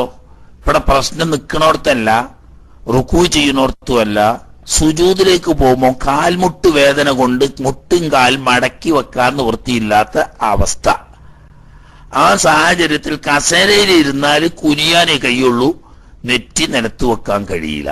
നിലത്തിരുന്നു കൊണ്ടാണെങ്കിൽ നെറ്റി നിലത്ത് വെക്കാൻ കഴിയും. പക്ഷെ ഈ നിലത്തിരുന്നാൽ പിന്നെ നിൽക്കാൻ കഴിയുമോ? അതുണ്ടാവില്ല എന്നാ തോന്നുന്നത്. എങ്കിൽ നിന്നുകൊണ്ട് ഫാത്തിഹ ഓതി റുക്കൂ ചെയ്ത് പിന്നെ സുജൂദ് പോകുകയാണെങ്കിൽ കസേലയിൽ ഇരിക്കാനേ കഴിയൂ. എങ്കിൽ കസേലയിൽ ഇരുന്ന് കുനിഞ്ഞാ മതി, കസേലയിൽ നെറ്റി വെക്കേണ്ട ആവശ്യം ഇല്ല.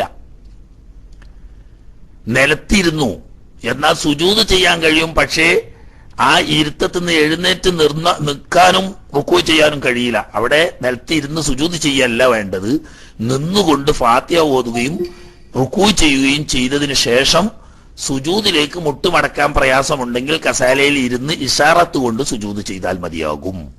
അവിടെ നൃത്തത്തിനാണ്, ഖിയാമിനും റുക്കൂനുമാണ് സുജൂദിനേക്കാളും മുൻഗണന ചെയ്യേണ്ടത്. ഇരുന്നു കൊണ്ടാവുമ്പോൾ കസാലയിൽ നെറ്റിവെച്ചുകൊണ്ട് കാര്യമില്ല. കാരണം എന്താന്ന് വെച്ചാൽ തങ്കീസ് അഥവാ അരക്കെട്ട് തലയേക്കാളും ഉയർത്താൻ കഴിയുമെങ്കിലേ സുജൂദ് പൂർണ്ണാവൂ. ആ നെറ്റി വെച്ചുകൊണ്ടുള്ള സുജൂദ്. അതിന് സാധിക്കാത്തപ്പം ഇഷാറത്ത് ചെയ്ത് കുനിഞ്ഞാൽ മാത്രം മതി.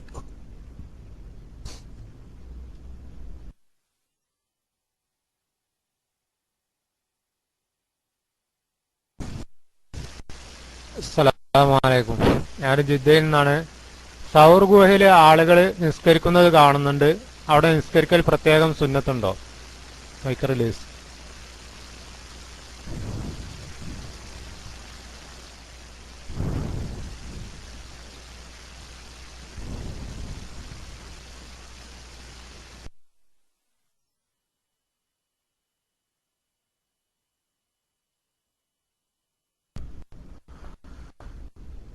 സുഹൃത്ത് മൈക്ക് റിലീസ് എന്ന് പറഞ്ഞിട്ടേ ഉള്ളൂ, റിലീസ് ചെയ്തിട്ടില്ല. പിന്നെ ആണെങ്കിൽ ഡോട്ട് ഇട്ട് ഇറക്കാൻ എനിക്കൊട്ട് വയ്യാണ്. അബൂമേശയിൽ ഇങ്ങനെ അവിടെ അടുത്തെവിടെയെങ്കിലും ഉണ്ടെങ്കിൽ ഇങ്ങനെ ഒരു കത്തിയായിട്ടിരുന്നോളി. വിട്ട് പോകാത്തവരപ്പം വെട്ടിത്താത്തുക, അല്ലാതെ എനിക്കതിന് സാധിക്കൂല. ചാടാപ്പോ നമ്മളെ നീലായതോടുകൂടി നമ്മളെ ക്ലാസ്സിൽ ചാടാൻ ആയും ചെയ്തില്ലേ. സൗർ ഗുഹ ഹബീബ് റസൂലുള്ളാഹി സ്വല്ലല്ലാഹു അലൈഹി വസല്ലമ തങ്ങളും സിദ്ദീഖുൽ അക്ബർ റളിയല്ലാഹു തആല അൻഹു തങ്ങളും 3 രാവും